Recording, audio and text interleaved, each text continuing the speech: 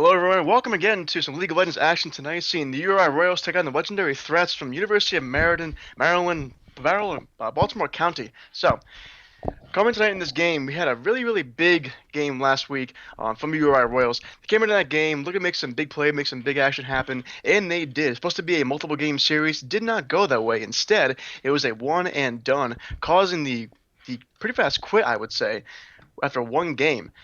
A lot of champs are banned out against certain picks such as Prefanax, UR-ZEER, and a lot of champs are taken off the board, but even so, it did not make a difference. Prefanax taking the Vel'Koz and putting on a show that really carried that game to a very big win, a fast one at that too. It has not been often that you see a team come in that dominatingly, so we're looking to see URI do it once again today. So, my name is Joshua Nafali Larina. I am alongside Aaron, Unknown Reality Cabral, and we are ready to see URI take on UMBC very shortly here. We are prepping the lobby as we speak. So, Aaron, coming into this game tonight, we know that UMBC is a team that you got to take very carefully.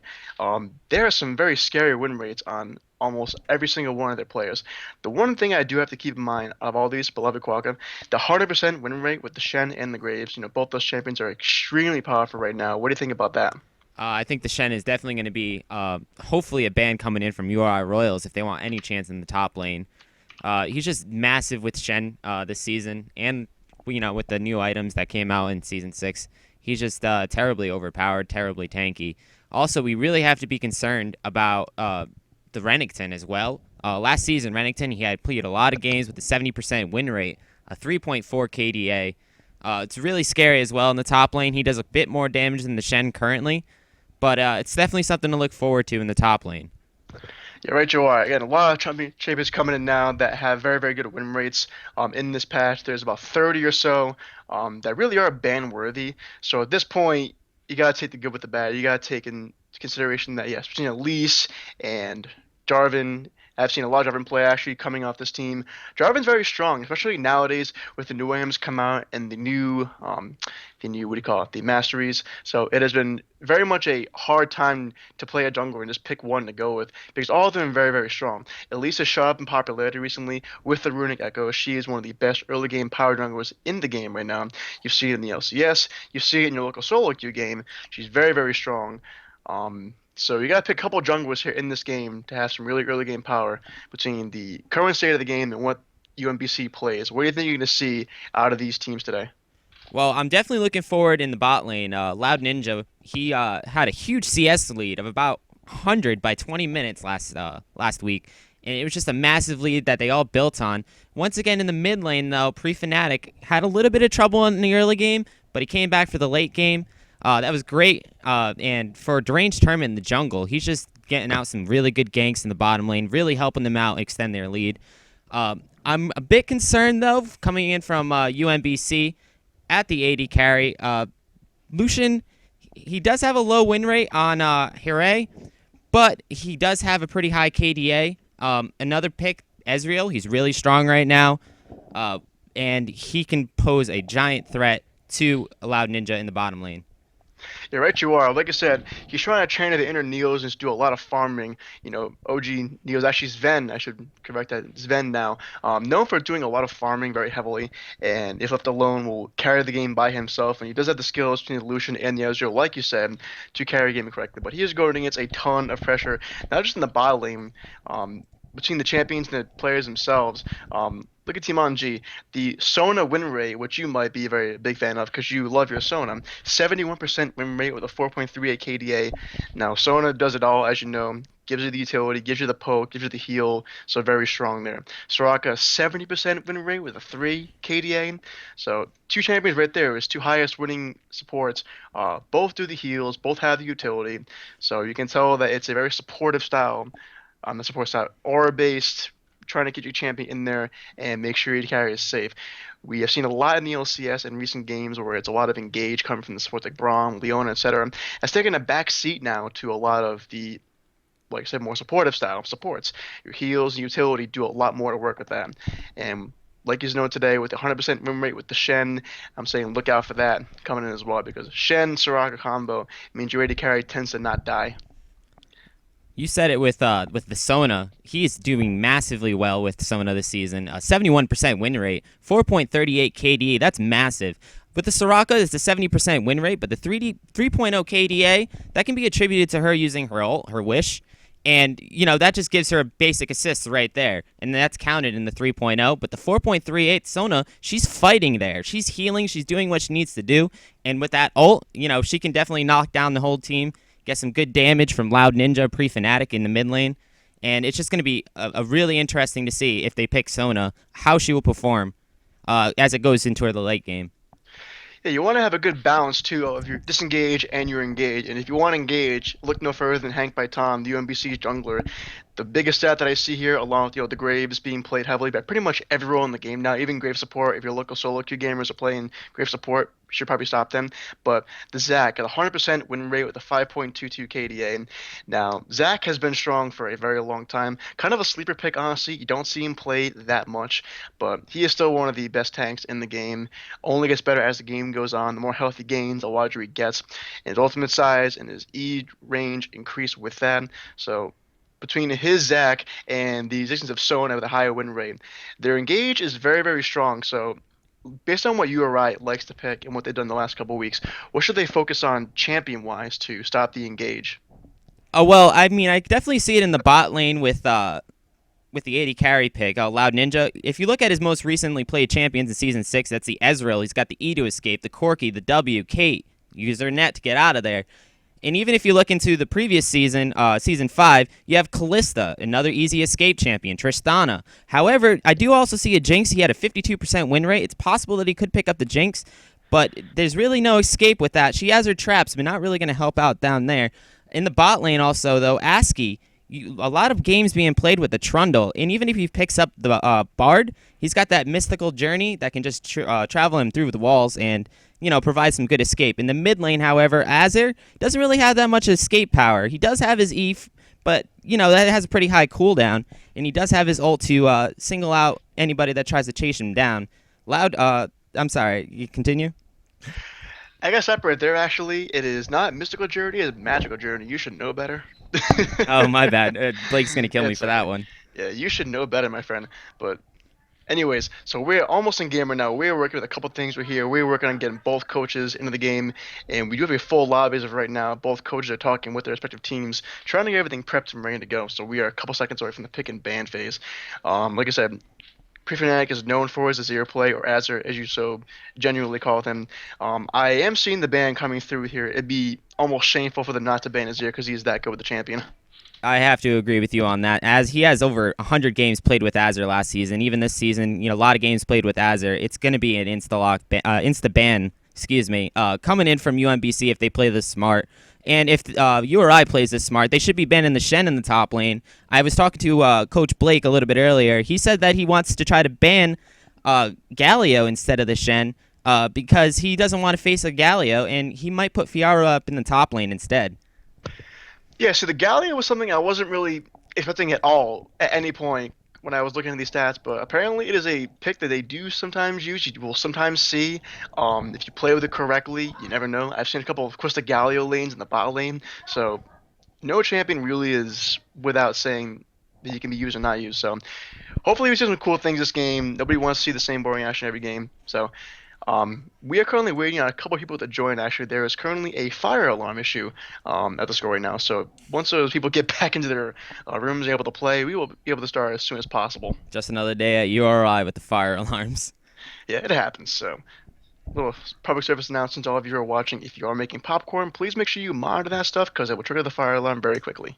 Something interesting with the Galio pick, actually. Galio and Sona would have a pretty good ult combination. That's a pretty long lockdown. Sona's ult lasts a second, and I believe Galio's lasts 2, so that's a 3-second lockdown. They can do tons of damage in that amount of time.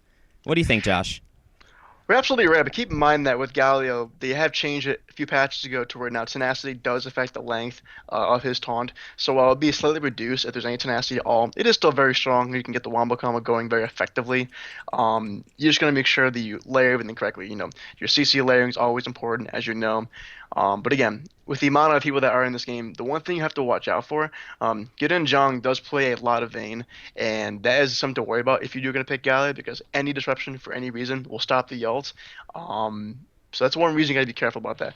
Otherwise, we are almost ready to go here. I believe we have all 10 players that are currently in the game, so we're only a few seconds away from getting to this game right now. Something that I'm actually just noticing while we're in the pregame, Lamy, is that UMBC actually has all the same icons. That shows that they really are looking forward to working together as a team. And coming in from URI Royals, they have mixed icons, but they're definitely working hard, and they're definitely showing that as they are going into this week 4-0. Exactly. Now we're in pick ban phase. So blue side, that'll be our URI boys in the Keeney blue, so to speak, with the first ban. So again, looking at all the bans we have been seeing here, looking at the win rates and looking at everything that UMBC can be doing here, it's real hard to pick one target ban. The Shen is most likely. The Fizz actually coming out first for the ban there. What do you think about that? That's going to be a pretty interesting ban. Looking at UMBC's stats, their mid lane doesn't really play Fizz that much. Fizz isn't even on our stat list because he was played so little. But it's going to be pretty interesting of a ban coming in from URI Royals. Wondering if they wasted a ban on that. But there's the Uh-ZEER ban, and that was expected.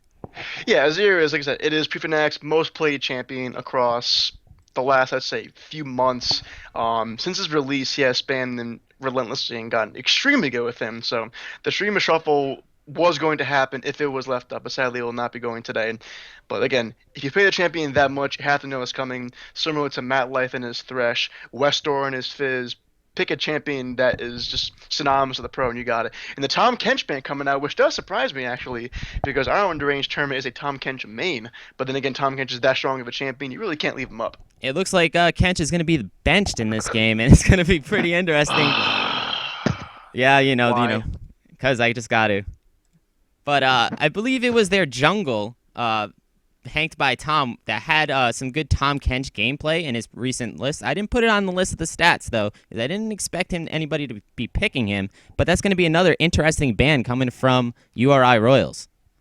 Yeah, and again, look at UMBC. The top laner will be. Let's see, I'm trying to think. Yep, that Shen has still not been banned yet, and Blabaquaka is playing top lane. The 100% win rate with both the Graves and the Shen. Now, the Shen ban might come in, but I do expect a first pick Graves here from Jen Mosey, locking in for his team. They can play in a multitude of roles. And not only do you get the good champion for your team, but you are stopping them from getting their best top laner along with the Shen. And of course, Soraka being banned out too. Soraka just facilitates 80 characters to go wild turtle mode, full AD YOLO mode, which is to get close to the enemy team, make the plays, and not be afraid when your cooldown for your heal is so low. And there's going to be the ban that I was talking about earlier on the Soraka. That's a target ban against Team G. He had a 70% win rate, 3.06 KDA. It's a good, finally a good ban coming in from URI Royals. Tom was a good ban, but not a target ban. It looks like Soraka is going to be the only target ban of this game. Yep, and also Graves coming in as the last ban for Quokka because they knew that the Graves first pick is synonymous with LCS nowadays. If it is up, you pick him. And Graves did get nerfed with his damage pretty heavily in this patch. He lost his, if you go level 5 for his Q, the base damage was reduced from 325 to 260. So 65 AD just gone, which is very, very important. Then plus the bit of a delay that has been inserted into the Q with the wall detonation is important too. But now you have a choice to make. Graves does hamper Shen very heavily in lane. We do know this. But again, Shen's utility and his ability to be all over the map whenever he wants to is very important. Yeah. So this first pick here, we're almost out of time here, and the Teemo being highlighted, but I don't think he's going to pull a Reginald and actually lock that in. I doubt it's a Teemo pick. I mean, this is probably the third week in a row that they've done this. Same thing with the Urgot. He's just trolling around. I doubt there's going to be an Urgot locked in the top lane, and it's going to be a Lucian actually locked in. What do you think about that? Well, Lucian, like I said, is probably the strongest AD carry in the game right now, arguably. And right away, the UDIR is being insta-locked along with the Zed. So, lot to talk about here. But first things first, the Lucian, one of the best AD carries in the game, known for being a early lane bully. That power is now transitioned pretty effectively in the mid and late game. The longer the game goes on, he just gets more powerful. It is very easy for him to Q, passive you, and you're done. On UMBC's side, though, Zed always been a strong pick, even more so now with the newest item, the Duskblade, being brought into the game for a second ult proc, so to speak. And UDIR, a lot of ways you can do with that. As a big UDIR player myself, as well as a good portion of the chat would know, there are two ways you can do it. You can do Devour or Rageblade, or the more popular Runic Echoes build, which gives you a ton of base speed. Oh, the Runic Echoes build. Oh, that's a great build coming in if UDIR picks it.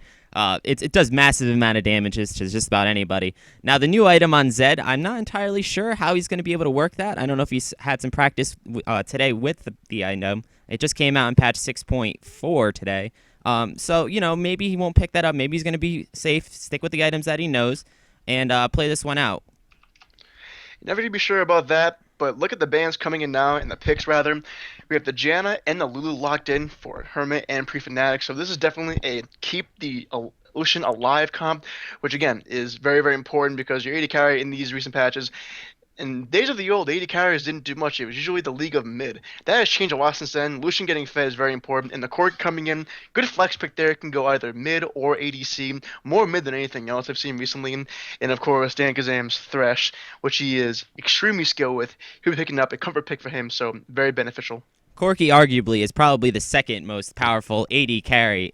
He can go in the bot lane, destroy it. He can go in the mid lane. Pre-Fnatic might put up a good fight with the Lulu though. Lulu will be able to attack him at a little bit of a range. However, I believe Corki's rockets are just out of range of that, and he has the range advantage in lane. But if Corki does go down in the bot lane, he's definitely going to give Lucian a run for his money. And the Thresh pick, I think, is a great pick coming in from UMBC. It's something that they can initiate with because they don't really have a lot of initiate besides the Zed ult.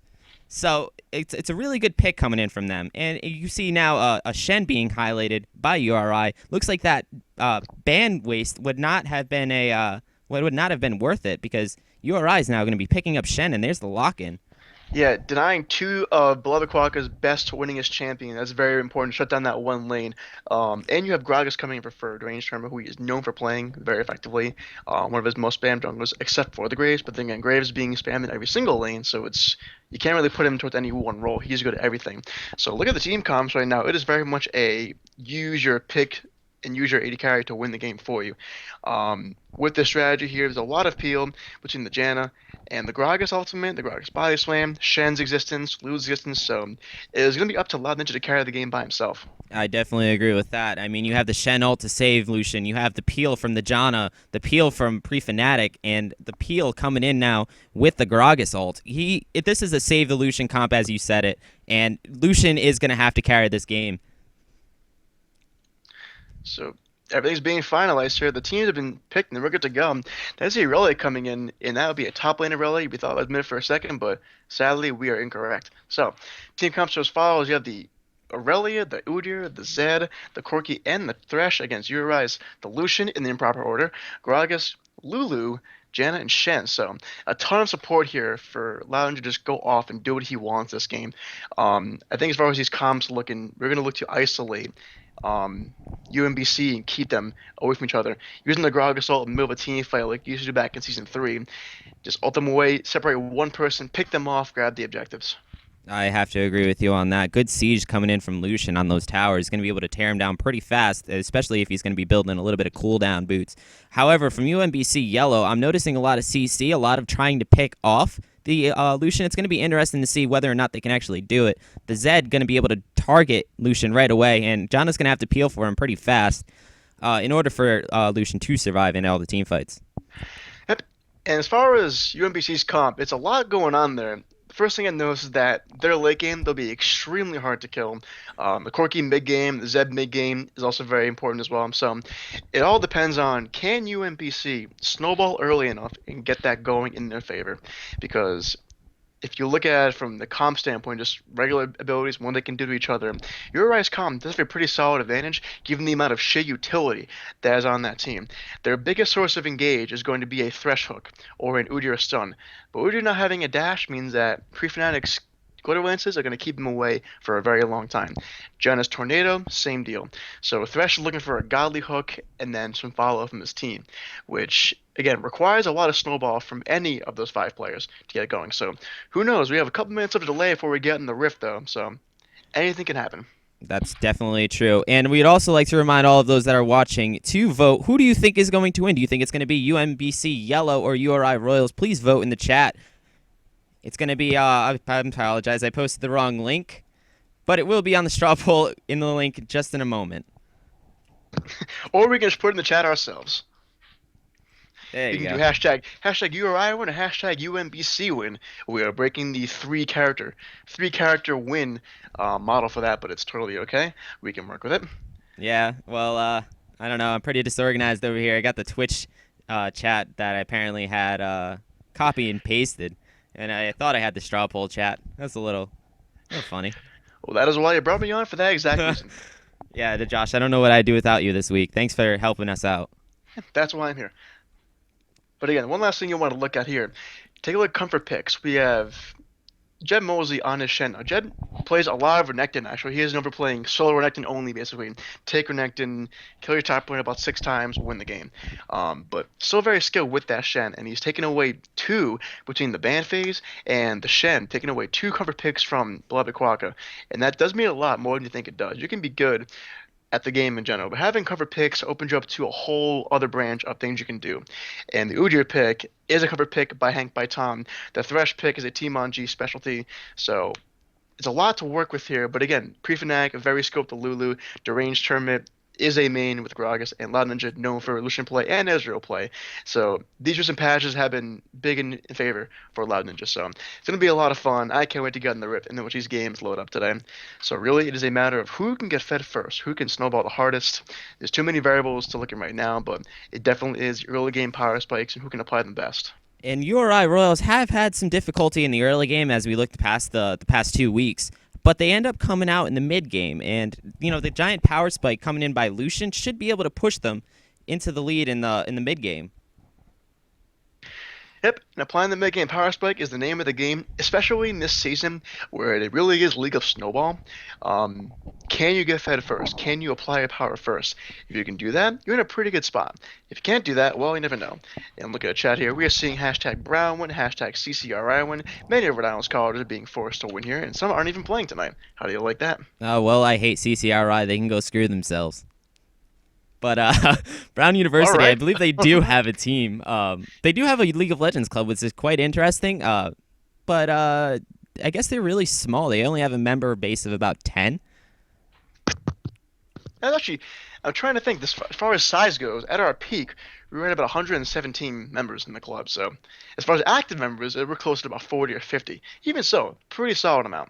Actually, I think our active member base is a little bit higher than the 40 to 50. I think it's around 75 active people. Because we have a lot of people that go to the meetings that don't go to the LAN events and stuff like that. But then again, we also have a lot of people that go to the LAN events that don't go to the meetings. So, if I had to guess, it'd probably be about a base of about 75 active people. And maybe another base of 50 people that are alumni that still have a little bit of connection on the Facebook page. Like me. Yeah, like you. Well, I mean, you help out a lot more and you come to meetings, so I wasn't Indeed, I actually do. including you in those numbers. Now look at here at the masteries are being used here. We are seeing Blood Moon Shen taking Grasp of the Undying, obviously important there. Again, same thing, Grasp of the Undying on Santa Graga, so in extended team fights, he will be a force to be reckoned with. Thunder Lords on the Lulu, going to be a Fervor most likely on the Lucian, who is not connected just yet, and of course, his biggest blessing on the Janna. But if you look at Aurelia, actually, everyone except for Uh-ZEER, we're seeing 4 Thunderlords, so League of Thunderlords very much apparent on this team.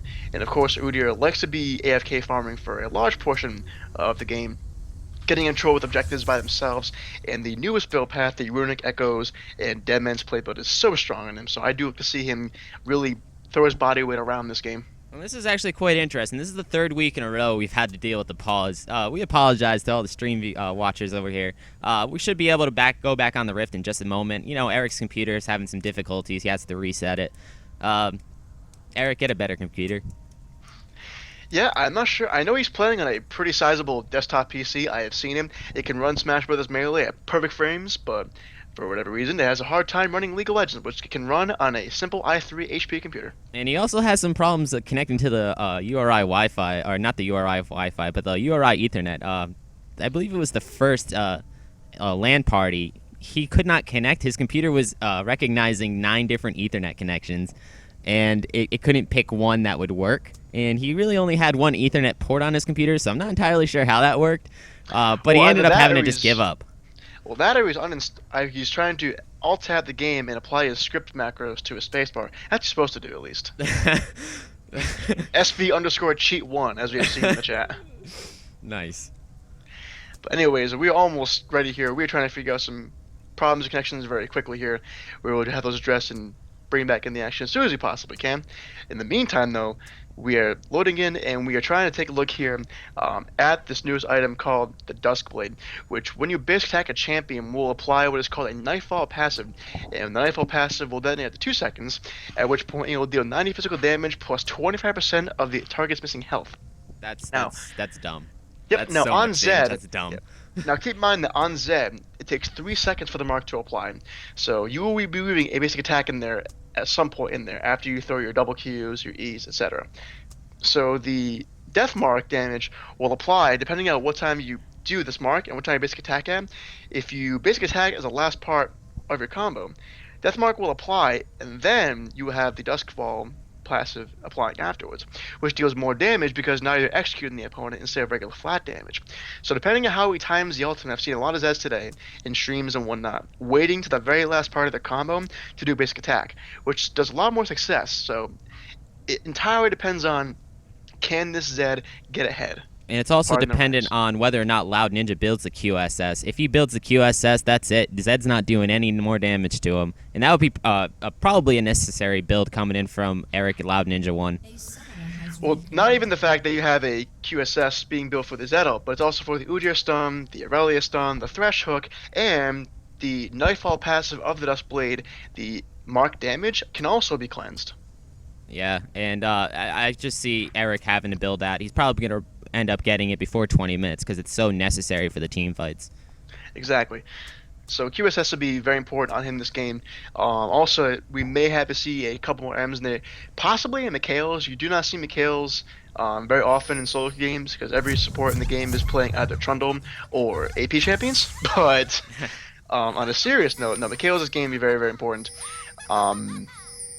Mikhail's definitely an underused item. I love it. It's great. It provides a little bit of health on an active, and it provides it removes all stuns, disables, anything on that. And it's just a great item for supports to build. It'd be pretty interesting if ASCII builds it. But like I said, it's an underused item, an underappreciated item, and we might not be able to see that from ASCII this game. One thing to keep in mind is that Zed was first pick. If you look at the comp that's coming afterwards, that is a Shen, Lulu, and a Janna. So not only do you have tons of shields being used, but you have the polymorph from Lulu, the wild growth. You have the exhaust coming out from ASCII. So there's a ton of anti-Zed on this team right now. So if you can apply that properly, and UMBC does not get the Zed fed enough to run away with the game by himself, it could be a long night for URI. I love URI's comp, as I said.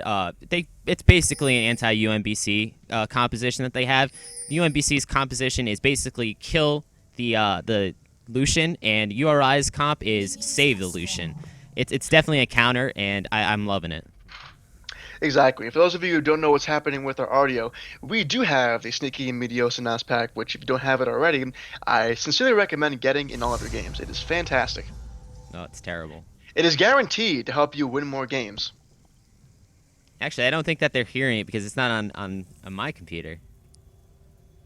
So I don't think you're going to be able to hear the Sneaky Medios pack. It's right, it's not on yours. Oh, yeah. I installed it on yours, so it should be coming. Oh, that's just the laptop. I'm on my desktop. My laptop couldn't be able to handle this. Oh, Aaron, you're killing me. That's the only reason why I upgraded to my desktop, because my laptop couldn't be able to handle, the processor was just too weak to stream. Well, keep in mind that you will also be running the camera this game, so don't let me down and keep your eyes peeled. Oh, yeah, definitely. Now, big CS lane mid lane already for Zed, 6-1, so definitely using his shurikens to bully out that Lulu. That is a huge point there. Lulu has a very hard time with mana and with mana regen, so she is very, very hungry. If you are a Zed, you have energy, you don't care about mana cost, you can keep applying your power early with the shurikens and your shadows. You can really push Lulu out of lane and negate her ability to be effective in the mid game. This is definitely something we've seen before, where Lulu comes back from a huge deficit. Last week, for example, she was down a kill and I believe 20 CS by 10 minutes, but she ended up coming back and doing a massive amount of damage in the late game, and she came back to be up about 4,000 gold by 20 minutes. Rachel, and of course, it's not just the Lulu. Like I said, the Gragas, the Shen, the entire comp is dedicated towards stopping Lucian from dying. So, yeah, it all entirely depends on can they make that happen. It's going to be pretty interesting to see whether or not Loud Ninja can use his space scripts as well. Yes, of course. The auto spacing is pretty important. You have to learn from a good gank here from Drain Trainer coming in. Now the polymorph comes down, and that'll be the stun coming in, and that'll be a flash from Dan Kazam almost immediately. So the flash time will be recorded right there and First, we have a gank top and Hank by top and quad going, and that is 2 stuns. And the Shen stopping the auto attack, so keep him safe for now. And now only be a taunt wasted. So overall, if you're going to take the ganks, that is a win for URI in that case. You're blowing a flash on one side. On the other side, Shen with his new rework kit being unable to take damage from auto attacks, sort of a blind sort of thing, is pretty good. And the stun goes through, but the shadow comes through a bit beforehand. Very close in the gank, but not enough in time. Already Deranged Tournament showing his might and ganking the lanes, getting a good flash there from the Zed. Definitely something that Lulu needed. She needed the lane presence, and if you notice that she's already caught up in CS, about 20 each now. Exactly. It is entirely a race to 6 when it comes to Zed versus Lulu. The biggest thing is that help picks can do a lot of work for you. And take a look at this right here. You see Shen getting bullied a little bit here by the early, but that W being able to stop auto attacks counters a good solid, I would say, half the engage of Irelia, because other than her stun being used, there's a lot of damage here. If you are playing Irelia, you may have to be maxing your equilibrium strike to get a longer duration stun and more damage, because your auto attacks are being stopped for a few seconds to everyone in the area, which means quite a bit. And one of the things that I'm noticing as well, we got a nice fight here up top. Yeah, good damage, but no ignite for either team, so they're not going to be going in on this one. They will be keeping very safe here. But Jembozy on the Shed knows what he's doing, and again, there's a lot of syncing between the taunt and the W passive, W active, I should say, of Shen. You taunt them, take no damage from basic attacks. It really does not heal off of them, so it's a lot there. A lot of advantages with the new Shen. And we see Deranged Tournament going up top once again. He wants to plant a gank up, but that really is going to be going back to base. She's not going to take any chances here. So good CS lead here, about 9 CS are here, and getting very low now is Dankazan. The Lulu damage is very big with health picks in the glitter lane, you're guaranteeing 1 to at least hit, and that'll push that out of lane. Good trade there. Hurray's going in with the Quirky, has seen sight, has the fastest round land, but the hook does not land, so that is the end of that trade. Both of these 80 carries have a ton of early game damage and do a very good job getting into the mid game, so it really depends on one hook or one tornado getting in there. And that's both teleports down in the top lane. Both use them to get back into lane. However, I'm also noticing that Shen did, in fact, use his flash about 2 minutes ago. And now Irelia, still with her flash up, has a slight advantage in the top lane. Let's see if she can make something out of that. Yeah, right, sure. I didn't catch that myself. As far as the CS lead goes, Shen is the only person that has a CS lead for URI Royals. There's a slight CS deficit for the rest of them. 6 for the jungle. Now it's actually even, and now mid lane's a bit even, but other than that, 3 CS deficit for Loud Ninja on the Lucian. Not a huge deal though, 3 is not that much of a gold difference. But we're looking here as far as the mid game power spikes here. It entirely depends on who can get fed first, and Deranged Tournament is poking his nose around a lot of places right now, trying to make something happen. But all the lanes either have vision or are playing back very safely. Like this Lulu, wow, look at the damage there. Lulu, just massive amount of damage. She's got the burst that she needs to take Zed out, given the lane pressure, trying to get Zed to say, hey, you know what, maybe I shouldn't be all the way in there. And Zed is actually going to go back for his troubles, give Lulu a little bit of a CS advantage. Looking here, U-ZEER is still doing the AFK farm route, but here comes a Hex Drinker for Zed, and the Hex Drinker is already 103% gold effective, just counting the the MR, and the AD. And that is before you factor in the Mage Killing Shield, which is extremely strong for the gold that it costs. So Hex Drinker is going to help Zed out a ton in this lane.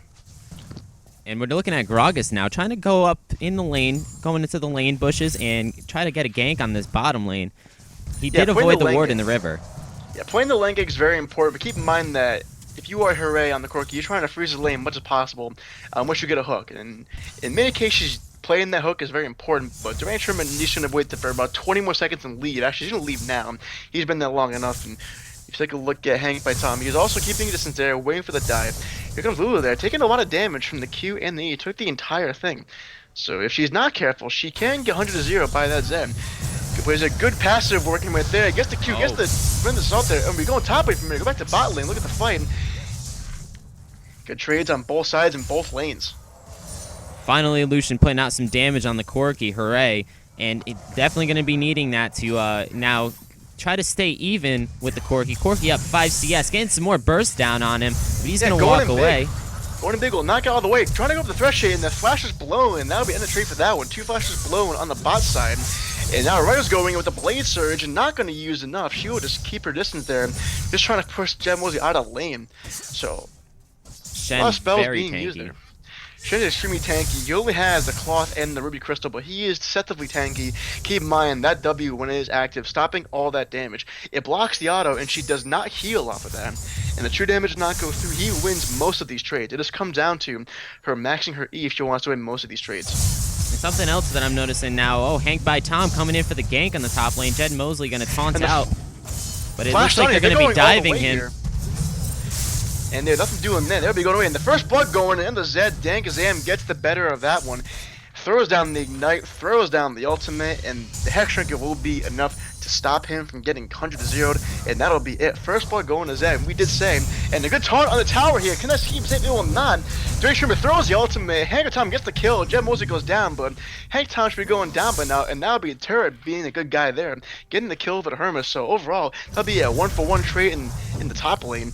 But still, that is a first blood kill for the Zed. We did say that if Zed can get ahead and apply his power and roam effectively, that'll be UMBC running away with this game. So it now comes down to stopping the Zed. It's quite unfortunate that Deranged Tournament did not get there in time. Shen is going to be going back into lane at a 1 assist disadvantage here, but about even on the gold, 52 CS, up by 3. Going to be pretty interesting to see when they come back. However, in the mid lane, once again, Pre-Fnatic being the first one down. This is 3 weeks in a row now that he has given up first blood, at least one game. Loud Ninja now doing a ton of damage.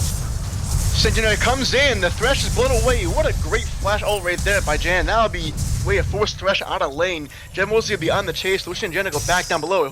Moses hooked, he is stunned, he is flayed all directions. He's in a very bad place right now. He is doing 1v3. He's gonna try and keep him away. The Hank by Tom comes away with the kill. And just like that, a 0-for-1 trade out of nowhere. The Zed roams coming to play along with the URI, going with the Devourer build this game. And just like that, the Flash Tornado was a very, very strong effort there by Asky to try and isolate the Thresh, but he walked right into the waiting arms of Hank by Tom and Kazam, and now that's going to be a Dragon coming in, along with 5 Precious Devourer stacks. What's the range? He can steal it, and he gets the steal. What a great steal!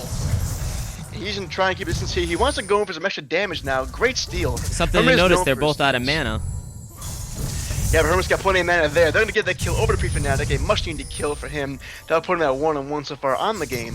Only 4 CS behind the Zed now, so getting his bearings again, trying to figure out how he's going to land against the Zed, but it's all about playing very carefully. Lounge and Hooray, soloing each other bot lane. Now here comes the Lightswinger, and they're going to go for a couple of quick passive auto attacks, but the Corki damage with the Sheen is extremely strong.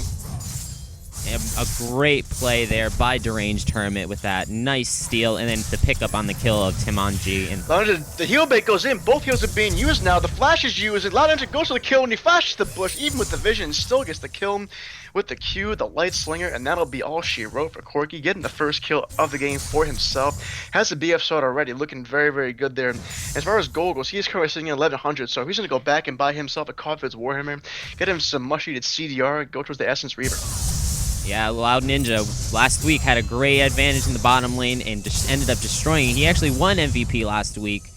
And once again, just showing his might in the bottom lane. Very good play. However, they are going to go back with no summoners. Going to be seeing probably the jungles try to do something, make something out of that. And it'll be pretty interesting to see what URI does, because URI now needs the advantage in the bottom lane. Yeah, right you are. And as far as stacks, he's sitting on 5 stacks now. The extra 5 stacks from the Dragon would have been nice to have, but he is going for the, I believe he's going for the Rageblade build. If you go Rageblade Devourer or Tank, you are extremely strong. And it is very, very hard to take you out. And your DPS with Phoenix Stance is not taken lightly. And it just does the massive amount of damage and burst at the first hit.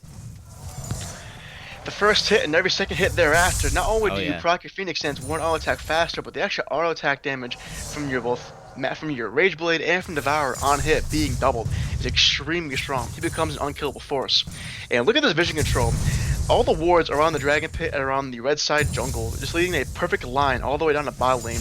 A ton of control here on the part of UMBC, and they are trying to keep Deranged Hermit from going anywhere near bot side. Yeah, and it's going to be looking like they're trying to make something out of this Rift Held here. And they actually are going to be taking it. It's going to be Irelia, URI, and Zed now coming up from the mid lane. Looks like Shen's going to be trying to make something out of that, though. And Gragas and Lulu following right behind. Fighting for the hell, gets a 3-man taunt and use the ultimate, and the steal would not be there in time. URI's going to come with the Rift there and the 5 stacks. Fighting Gauges there, Jim Mosley trying to do his best to keep the Zed at bay. His trigger is popped. He flashes away. Kazan goes down, and Hank by Tom gets the kill on Herman. That's a 3v2 right now. Double kill on it for Hank by Tom. He will get away with his life just barely. He'll be doing the power recall back to base. Prefanatic tries to do his best to get 2v1 kill here. The Ignite will not be enough to get the kill on Kazan. Prefanac's gonna run for his life now. He popped the Wild Growth. What a great kill on the Aurelia. And now it'll be a second kill of the game for Prefanatic. And now the 1v1 duel was upon us. Can Kazan outplay this one and get the kill on Prefanatic? He has no ult. He has no Ignite. He'll throw 2 shurikens. The flash goes in, and he flashes into turret ring, but it's not enough. And the flash there being used questionably so by Prefanatic. Nonetheless, that is a kill. Again, 2-0-2 now is Kazam on the Zed. Hook goes out, finds no target in particular. But now that is a 4-1 URI with the Devour and the Rage Blade coming soon. And big trader coming out, and that'll be a Valkyrie away by the Corki. Doesn't want any part of the Lucian damage. Even with 2/3 of the item, Lucian does a ton of damage. URI now kind of at the disadvantage. They haven't really been in this type of situation before. Down 1,500 gold now at 13 minutes. And just a good, I'll try to outplay by Lulu. It was a good idea, but, you know, she stayed around just a little too long. She didn't understand that URI was trying to come back there and make a play out of that, and she ended up paying for it. Yeah, right. You are kind of focusing on Immortal Syndrome here, where Immortals is 8-0. They have not been behind in many games, and when they are behind, they did find a way to pull back into it. URI must do the same now. They're used to covering these games and just stopping their opponents, so this would be a new way to test if they have the chops to keep themselves back in this game. Yeah, and they're definitely going to need to make something out of this now. They're at a disadvantage, like I said.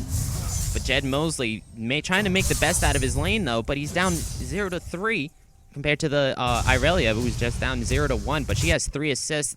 Jed Mosley just has 1.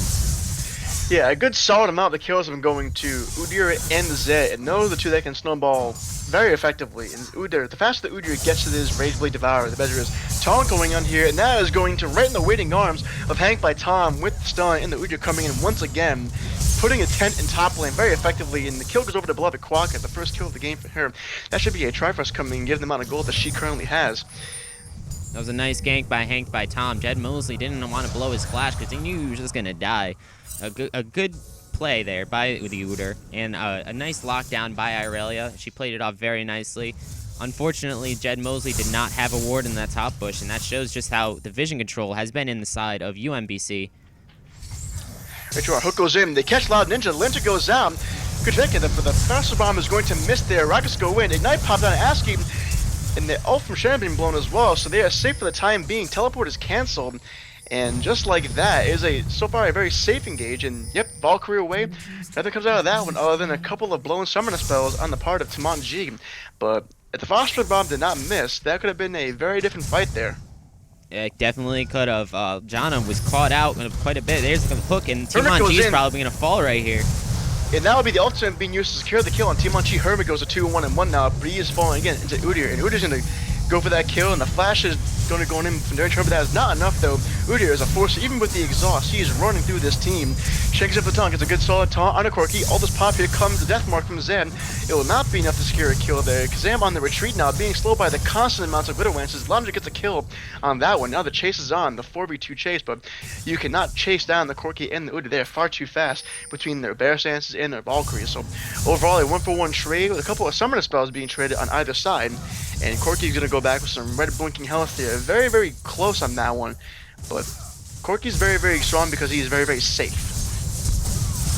And the flash, out of nowhere, the flash blade surge from Aurelia would pick up a kill right there, and that is going to be an extremely important one because that is guaranteed to get a pair of boots there. And Hank Batom goes in with the stun. The Ignite is popped into URI. It will be not enough to get the kill on.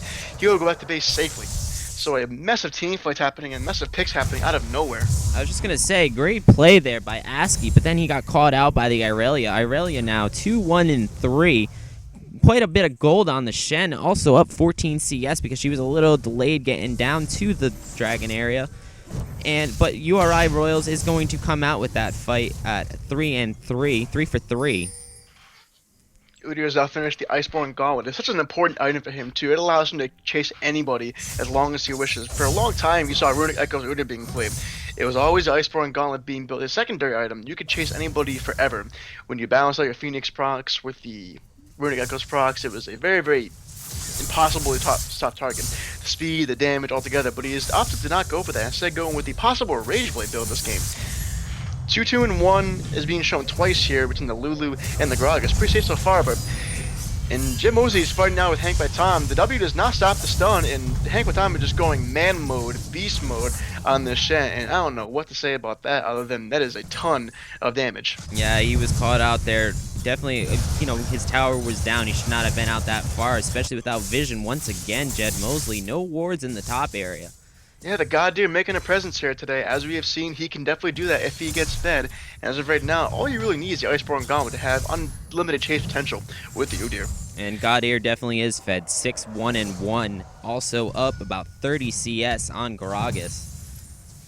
Yeah, and 30 CS, actually about 24 CS is still a humongous lead, humongous gold lead now.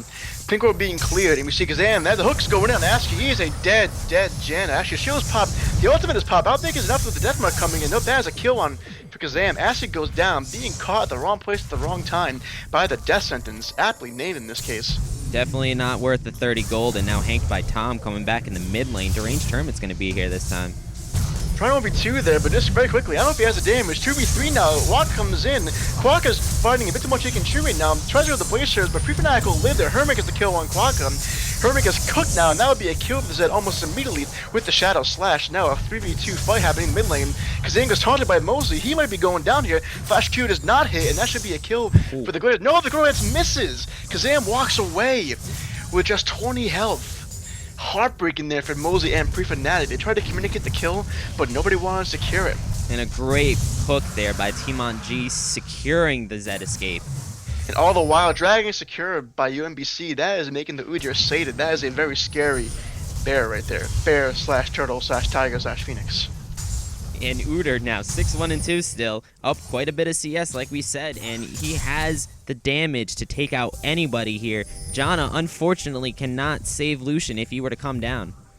Exactly. As much peel as URI does have, they're not using it very effectively. They have yet to do a full 5v5 team fight in between the Aurelia, the Zed, and the U-Deer being able to dive in and kill priority targets very quickly. Making it a very hard time for URI right now, trying to get the bearings still. Loud Ninja in trouble. Yeah, he is facing 1v3 right now. He has no chance. He was caught in the wrong place at the wrong time. Turret not worth. He's going down. His first death of the game. Killer going over to get into this U-Deer. Hank by Tom, 7, 1, and 2 now. He is currently sitting on an absolute gold mine now. 2,100 gold on him. That is a lot of items you can get with that. So we're going to look and see what he builds with it. And UMBC now going to be taking the bottom tower. URI taking the mid tower possibly. Not if anything can be said from Thresh and Zed though. They look like they're going to be trying to defend as ASCII Free Fanatic Deranged in the mid lane, trying to seize his tower, go 1 for 1. They don't want to extend their deficit. Yeah, Frost Screens will be popped here, trying to sway in the invade, but Hermit gets hooked here, and he might be going down. I don't know if they're the damage, but no, Hermit's going to put the damage on. Go with the Bioslam in the battle out of nowhere. What is that damage? That's a Runic Echo. Gragas right there doing some serious damage out of nowhere. Did not expect that. He goes to 4 and 3, and that turret is still alive, but I don't think even Thresh knew what kind of damage could be coming in that one. Oh, Deranged Hermit, I'm not sure what he's doing here. And a failed flash. Yeah, did his best there, but again, U-Deer goes to 8 and 1 now, and he is now godlike in this game, spamming the Earth Taunts as he goes. Ghost Blade will be popped there by Kazam, but nothing will come of it. They can look to get this turret down, but Lou has a ton of good lands of wave clear. But man, those shurikens do a ton of damage. Zeta has all the control in the world in this lane. Corky Wall is only 0, 1, and 3, so has Triforce and the BF Sword. A lot of damage coming in there between burst and DPS, so a target to be worried about right here. URI down 4,000 gold at 20 minutes. They need to do something here and take back this game. A solid team fight here with the right engage what URI needs. Shutting down the U-Deer is very important because eventually he will become tanky the boom, but they cannot stop him. Frost Queen's popped here, and they saw U-Deer coming a mile away with that one. He'll have to retreat for the time being. Not going to do any damage on Hanked by Dom, though. God-Ear is just doing amazing right now. 8, 1, and 2. Going to be having a lot of gold when going back as well. Yeah, and keep in mind that he's still sitting on 3,300 gold, so what he is planning to build next, I have no idea, but he's just sitting in lane chilling with the amount of gold he has right now. My bet would be more damage.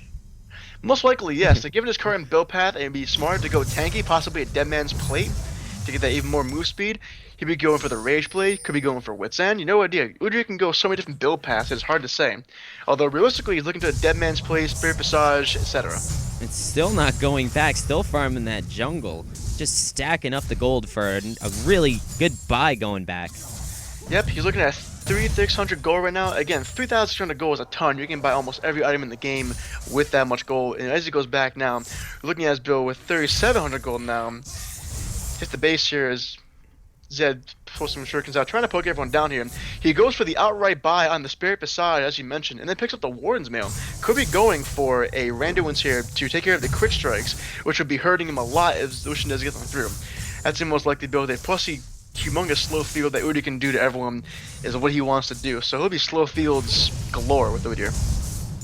We're noticing that Shen also in the top lane, finally getting some much needed farm, trying to come back in this game. He's 0-5-3 right now.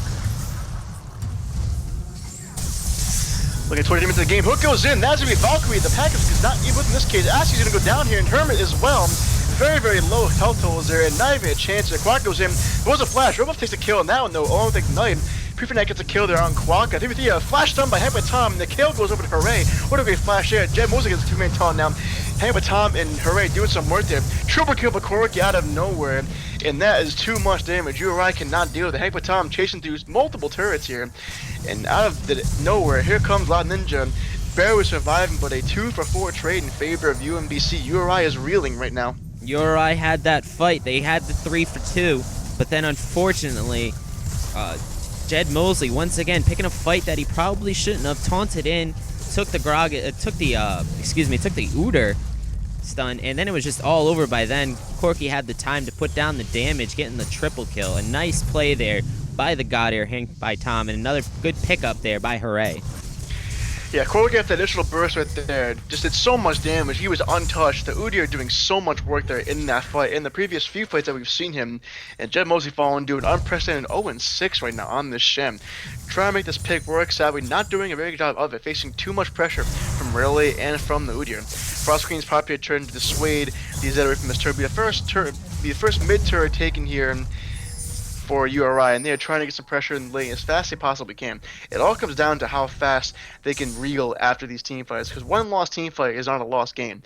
It really depends on if URI can come back in this game and get the right pick on the URI or the Corki and go from there.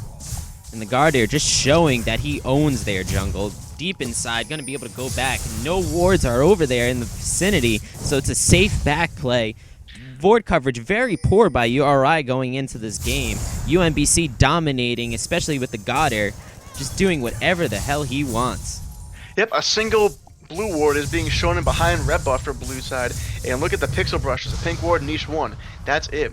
Compared to UMBC, who has multiple wards in each of their jungles, plus a pink ward in blue side try, they have control of this map between their champions and their vision. They can ward wherever they want to. They can roam safely and know that wherever they go, they will face little to no pressure. And look at this, Hank by Tom going to be catching out Aski again. Yeah, no ward coverage. Aski's a blow the flash. He will live, and the calling is blown there by Loud Ninja, but again, a ton of summoners being blown right there just to keep Aski alive in a very, very bad spot. You are not safe even in your own jungle. And a BM taunt there by Hank by Tom, and then they're just going to take the red. It looks like URI is just going to let them have it. Hank by Tom took the whole calling, did barely any damage. Only took about 400 damage in that. 26.5 minutes in the game, and now URI is currently down by 7,000 gold and by 8 kills. But the biggest thing here is that their depth of control and their lack of warding is really hurting them. This is going to be Dragon number 2 here for UMBC.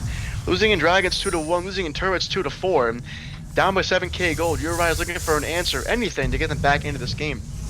They definitely need it. It looks like UMBC going to be trying to get some Baron coverage over here. It'd be interesting if they take it. If they take it, they might just seal the fate of this game. Clearing the pink ward, getting Scuttlecrab. They might go for the bait here. Nope, Hank by Tom says he wants to do Baron, and they're going to do it. The blue ward is killed almost immediately, and they have the damage to take this Baron by themselves. And this is probably going to be a game-deciding fight here. Yep, Hermit looking for the steal. He's very good with those steals, but he knows him. Goes by Sam, stop by the thresh right away. That'll be it. Quack goes in with the Blazers. Ultimate is cast immediately by Hermit, and the back line is being taken out right now by the Zed. And Hurray's in a rampage. Gets the kill, and the Zed double kill for Corki. And this is looking very, very bad for URI here. Prefernet gets stunned. Corki being slowed heavily. The Zoni being blown Prefernet. Killed it by Hank by Tom. A triple kill for Corki. And out of nowhere, URI gets almost ace there, a 4 for none, a very, very bad choice there to stay in the area of the Baron pit, but not much they could have done to begin with. Unfortunately, not a lot of focus coming in from URI. If you're noticing, everybody's going back with just about under a quarter of health, other than Hank by Tom, of course, because he's just utterly destroying this game. Now 9-1-9. Yeah, it's a lack of damage, really. When you put all your eggs in one Lucian-shaped basket, it's really hard to get going if the Lucian can't get in these fights and produce damage. And the biggest problem now is that Zed just dives that backline, and now that he has a Duskblade, his damage is only going to increase. But this URI front line for this team is the AD carry, the AP carry, and the tank carry of this game. He only has one damage item, but his utility and his tankiness makes him a force to be reckoned with. And he is just leaving URI at a complete loss right now. They have no idea how to stop him. And he can't be stopped. He's 9-1-9, doing massive amount of damage with his whatever that item is. I totally forgot, but that's okay.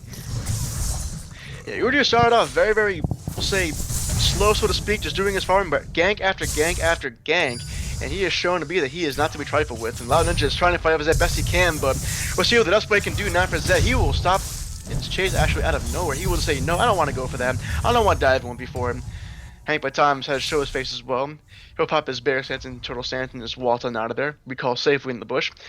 He'll be going back with 2,000 gold here. So again, a ton of gold on this URI all game. 9 kills, 9 assists, 170 CS almost. Iceborne Gauntlet, that's what it is. Actually, he bought Iceborne Gauntlet earlier on in the game. He's had that for a while. Yeah, and it's just, that's all his damage, basically. Just doing anything that he wants once again, and he has the tankiness, he has the Spirit Visage, and he's got the Randuins. So he's just unkillable at this point. Yeah, keep in mind that if you had the Devour City, which he does, you are getting your Phoenix stance proc with this bonus damage in an arc every second hit rather than every third hit. That is 200 plus a certain percent of AP, but it's 40% AP bonus damage in the cone every single hit, which given his current stats is about 220 bonus damage every attack. And here comes the Baron tip now by UMBC, and they have 4 men up there, and URI knows it's happening. They are making their way up as fast as possible, with a lot of damage here. Baron is at about a third health left. And here comes a culling. URI trying to make the best defense here. Here comes the steal. The steal does not go through. Korg gets the secure on that Baron. The Hermit's going to pop the ult to try and fight there. Thrush goes down there. London gets the first kill of the fight here. Hey, by time might go down here. The flash is blown. He will be alive for now. They will peel off of that one. And just like that, URI does not get the kill on the Baron. That Baron goes over to UMBC. They will get the Thresh, but URI showing some life there. Almost getting the kill onto that URI. Trying to do something here, but the Baron still does go over to UMBC, and now that is a humongous advantage they will have in these fights. URI only had a chance there. Zed went back. He was in the bottom lane. Didn't have enough time to get fully over there, which is the reason why they were able to pick down Timon G. But once again, little focus coming in from URI. They focused the URI. Not really sure if that was a great idea, because URI did survive, got the massive mobility. And now he has a recurve bow. Could be doing a lot of things. Could be a Wit's End, could be a Blade of the Ruin King. Either one is very, very strong on him right now. Most likely to be a Blade of the Ruin King because lifesteal is very important on URI. But look, top lane though, Jeb Mosley in a very bad spot here. Hank by time is on the chase and Thresh is bringing up the rear. Now what you can do, he goes right in the waiting arms of Timon, and they're just going to let him go. They're going to play with their food for a little while. And if you notice on Zed, he did build that new item. Hasn't had a chance to really use it yet. He used it on Lucian and bot lane, but it wasn't going through. Hank by Tom putting the DPS now on Jeb Mosley. And Jeb to try and stall as long as he can, but there is not much you can do here. The Tarn be going over the wall. He's safe for now, but a top lane fight going now. Here comes Zed out, and the Zonius is almost immediately. Kazam in a bad spot. It gets baited by the Zonius. He'll be going down. And Lounge with the kill there. Conversely, top side, near the red side double, there's to be a double kill there for the Lucian, and that is a kill against Jeb Mosley for Hank by Tom, now 10th kill of the game. But a very good play there by URI, popping the Zonies at the right time. Zed had no idea where to go, and that'll be a quick couple kills there. Lucian goes 6-1 now. He is by no means out of this game. It all comes down to see if Loud Ninja can apply his power with that Lucian. As long as URI can keep doing plays like that, they're going to be okay. A nice attempt of a split push by UMBC, but didn't end up working out. They tried to use the Baron buff in the top lane and ended up getting picked off as the whole URI team was up top. Hank by Tom not caring about any turrets or CC, just doing his own thing right now. A force to be reckoned with. He is so strong in this game, being a frontline champion. Again, he has 2,500 gold. This is about the 4th time you see him be sitting on 2,500 gold or more and not go back to base yet. His gold generation in this game has been absolutely incredible. It'd be really nice for the URI to shut down Hanked by Tom, but Hanked by Tom, massive amount of tank. He's got the Randuins, he's got the Spirit Visage, and he's just unkillable, but URI needs that 500 gold shutdown. Here comes the ult now. Blood Quicken might be in a bad spot here. Jan Tornado goes out, and just like that, he is out. They don't pursue the fight. Goodbye, Samir, to get rid of the chance of being hooked there, but there was not much you can do, and URI is chasing you down. Can you Glitter Lance again? Hank time with Giant Bear Sensei gets the stun in. Biosam keeps him off for a little while now. Devils gets the taunt and stops the damage with his W, and that could be it right there. Lounge is taking some free hits there. Here comes that popping the ult with the death mark. He will be out of sorts, so he is not gonna have a chance there. Pre-Fnatic gets his own. He's gonna be safe for now. Lounge gets the 7th kill of the game. He is going on a rampage right now. Gem Woozy following. Here comes the turn for URI. Here goes back in, tries to go for the kill on Pre-Fnatic, will not get there in time. Derangement picks the kill up on that one. And a 0-for-2 trade in favor of URI. Derangement gets the Biosam. He goes down, and the Thunderlords end the Contempt for the Weak passive. And now Gem Woozy is trying to 1v2, 2v2 with the help of Janna. Doing his best now, but earlier he'll be popping her Transcendent Blades, and she might chase this one down here. Nope, she'll pull off. And now Zeta is looking at this Lulu saying, do I go for it? Flash goes in, just like that. Lounger gets the kill. What a great shot there. 9th kill of the game. Solid flash there, solid play. What a crazy fight that was. Lasted a very long time. At the end of the day, it will be a 1-for-4 trade. And also the Goddeer finally showing that he can be killed. A nice pickup there by URI. That's going to be 500 gold for the team going back. And they're going to be extending, UMBC is going to be trying to extend their lead. Unfortunately, though, URI is fighting back, showing that they still want this game. They can still win it with the Lucian 9-1-2 now, trying to catch up to the URI of 10-2-9. Yeah, but now URI has gone and bought himself a Thornmill here. He is not taking any more of Lucian's nonsense this game. But keep in mind that URI is starting to figure out how to play the comp correctly. They're doing some solid plays with the shields from Lulu, the Wild Growth, etc. And Loud Ninja, actually, look at the damage from the Lucian. Wow, that thresh is going down immediately. He's godlike. That's a 10th kill of the game for Loud Ninja. Trying to get them picks there and trying to apply their power wherever they can. Now going for the Dragon here. Early on the top side, just trying to get Scuttle Crab is constantly surprised, but that's all she's going to get. She won't even get the Scuttle Crab. That would be second dragon of the game for URI. 2 dragons apiece for each squad, but URI is still down by 7,000 gold, 7,500 gold actually, and by 5 turrets and an inhibitor down. So while they have gotten a few wins in the past couple fights, they still have a long way to go if they want to beat this UMBC squad, which is currently killing it right now. Yeah, UMBC totally dominating this game. Once again, look at URI. Barely any. Actually, they have quite a bit of wards now. It's finally Aski's warding his jungle. And that's going to be the reason why URI is trying to come back here, is that they have the vision now. They know where the enemy team is. They know where UMBC is. And they're taking advantage of that. Again, the easy picks off Thresh, for example, just now that team fight. Right, you are. And the Lulu, though, only 4-4 and 11. Lulu could use some more kills and more farm and more damage in this game. Lulu, if fed, can do a ton of damage to your entire team, but we're really not seeing that right now. Utility, yes, but all the damage is really coming from the Lucian and sometimes the Gragas, but he is also going full tank Gragas with the Runic Echoes just for a little bit of buffer, a little bit of damage. So you're going to protect the Lucian for so long, because eventually that is going to come back to you. Gemmo's look at the T-Mon now, trying to get that. Biosam barely hits, and that is a double man taunt right there. T-Mon might be going down once again here. Zed trying to do a bit of poke down there, but he will not be doing that. Popping the Targon shield on himself. There goes the shield, there goes the taunt, there goes the body slam. Pre-Fnatic gets the kill on that one. 5th kill of the game, and some much needed gold for Pre-Fnatic, who has been denied for a large portion of this game. He's going back with 1,700 gold. That could be going towards a possible Rabadon's death cap at this point in the game. Another nice pick by URI, finally using that ward coverage to do something.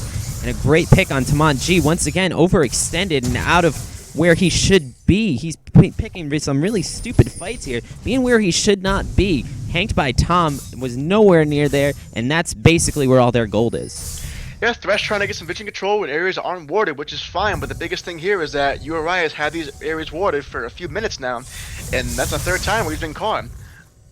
In a row. Hanked by Tom, sitting on a ward, does not know it's warded.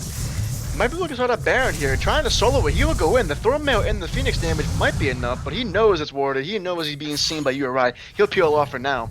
Even the Baron auto is not doing any damage to URI. He could probably solo that. Yeah, well, he does have 327 armor, and Baron's attack damage is about 450. So he'd be stopping a solid portion of that damage. And with the jungle item sustain alone, he can almost solo it. And it would be pretty interesting to see if he can solo it, now that URI knows that he is going to try. And here he goes again, this time with the help of Corky and Thresh. Yep, three-man Baron attempt here, Hank by Tom, Timon, and Hooray all going for it. URI knows what's happening. Zed bringing up the rear, though, behind them. He might be able to catch him out, though. The Frost Queens keeps them in know where Zed is. Very important there. Singularity coming in on the Lucian now. They're trying to get the Thresh out of there. Baron says out his help here. It's going out. The steal goes in from out of nowhere by Pre-Fnatic with the Lulu. What a great steal there. Fight ensues. Pre-Fnatic pops the zone. He pops the Janna ult. Flash shot goes in. Jumbo is kept in the hook right there. Kazam gets the kill there as a 0 for 3 trade so far. The Baron was stolen, but this could be the game right here for UMBC.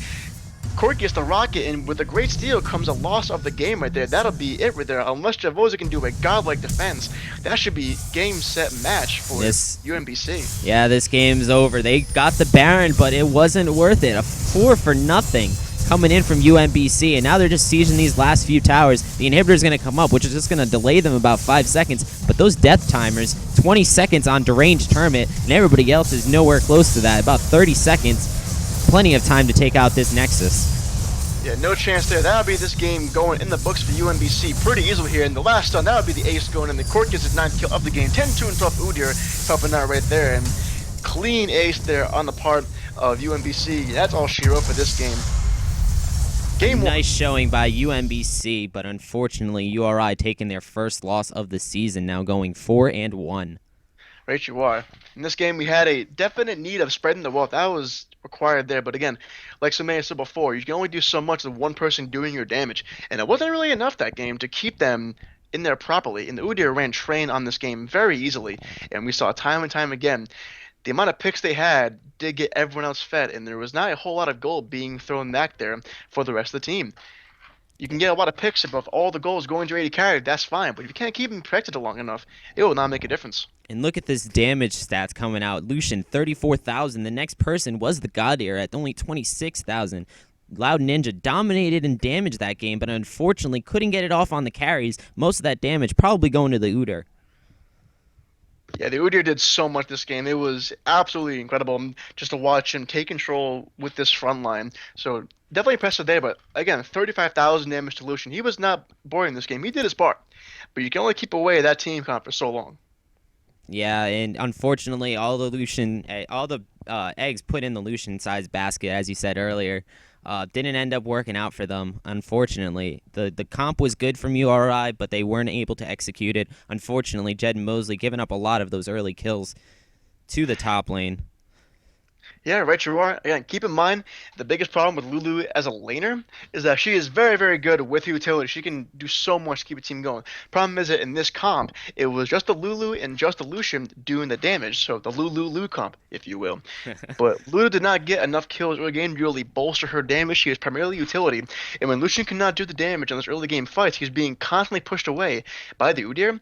It meant that there was no one doing damage in these fights long enough to keep them in there, and that just let between URI and the Zed get fed enough to control the flow of this game. So going to game 2 here, seeing what you've seen between picks, comps, playstyles, etc., what are the keys to this next game, Aaron, to keep URI back in this? Jed Mosley has to have his lane dominance. He has to have wards in the top lane. That's the reason why he died so many times to the ganks by the URI and hanked by Tom.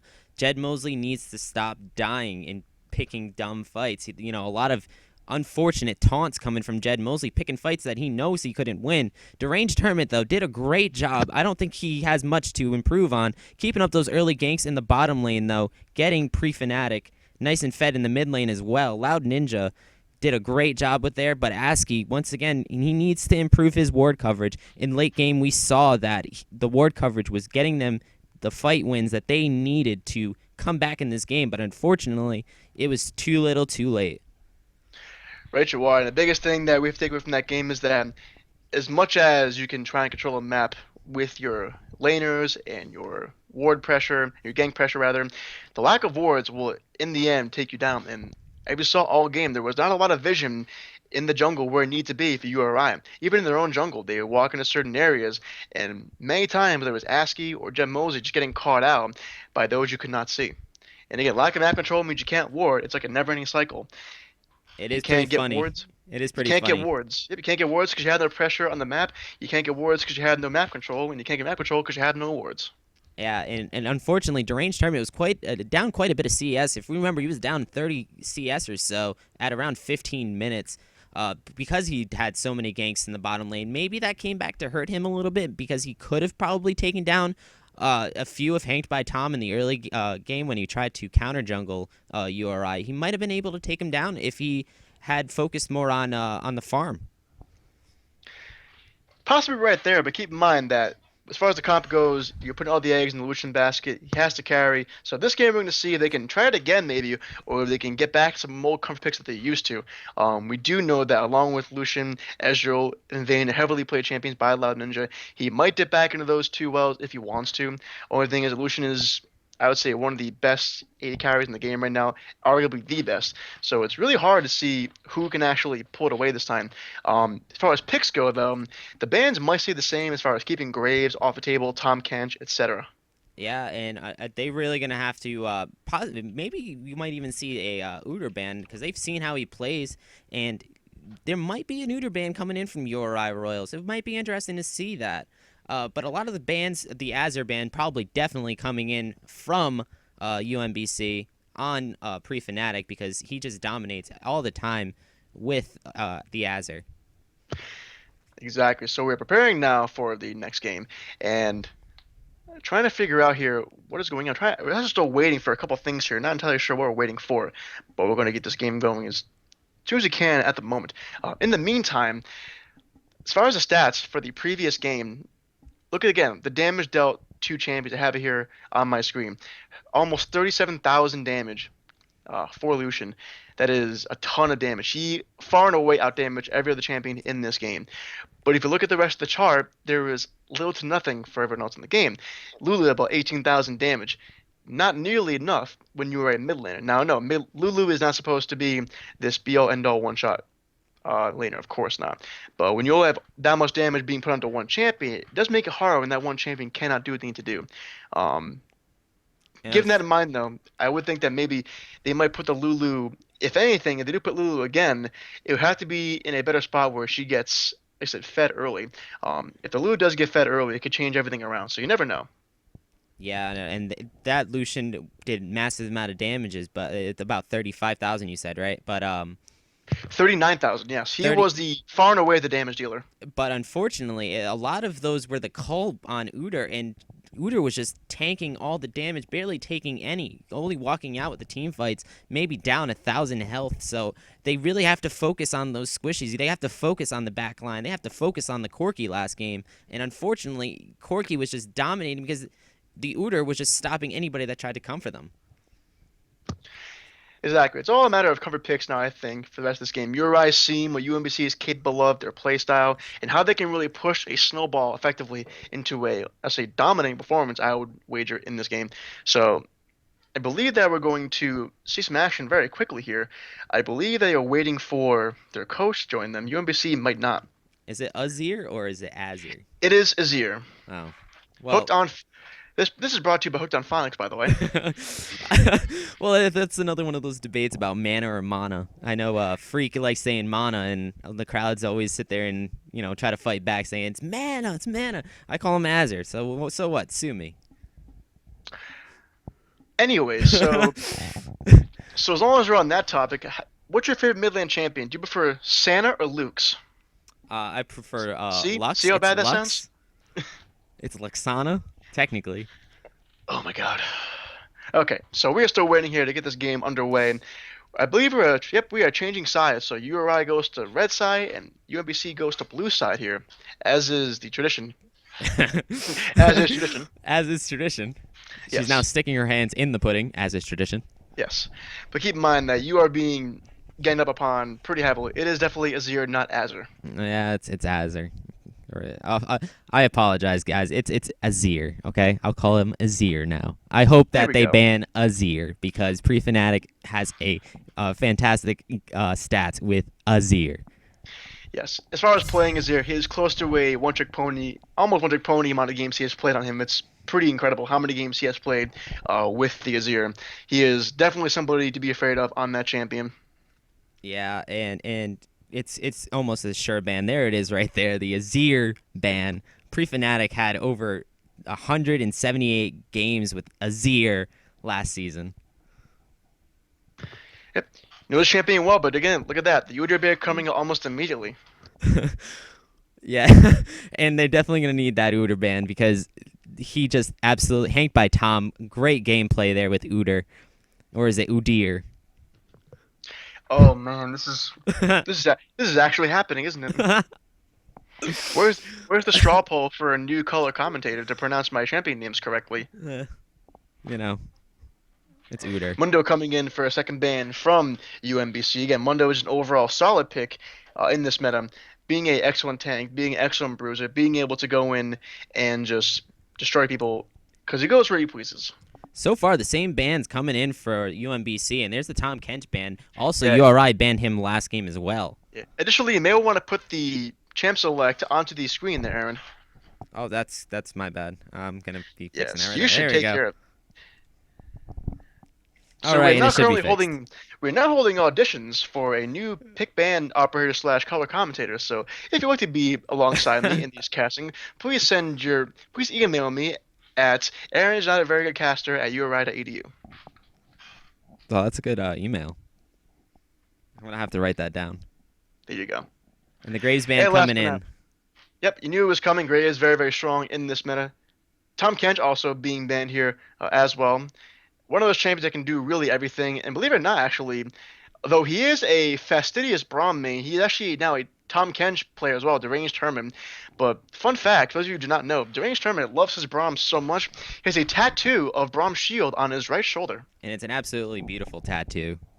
It actually is. It's so detailed. It is beautiful, but and the Fizz out of wow, the Fizz maybe the ban the first game was appropriate because the first pick Fizz here for Beloved Quokka, at least for his team. Oh man, I really hope that's a bard. It could be a bard. We could see the Brad coming in here for ASCII. He is a very, very strong bard, and the bard is coming in along with Yes, the Lucian. it's happening. Although if you look at our chat, we do see Aaron and Balake. Oddly enough, are both players at URI, That's correct, and we're actually both part of the E board. So and they're both support mains. yeah, so The you say plot, that as in a bad way. yeah, the cloth thickens. So either way, we are seeing the bard coming in along with the Lucian for URI. Bard, along with being a very fun champ to play, is also one of Blake's best champions that he does use, along with this Thresh. So he is very happy here. I know he is. He's laughing in champ select. A So he's bard, ready. a bard with Blake, a 60% win rate in season 5. Season 6, however, 75% win rate with bard, a 3.0 KD, an amazing bard player, probably the best I've ever seen. All right, all right. I mean, that's I mean, I knew this guy called Aframu, and like every other person in the LCS, but that's pretty good. I haven't actually seen Aframu play bard, so Go educate yourself. So Ezreal and Karma being locked in here now. Ezreal very, very strong in this meta, of course.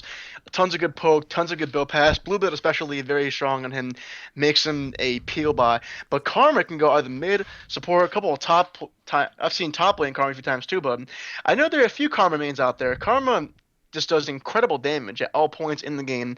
Her lane presence and ability to bully you early on is very, very good.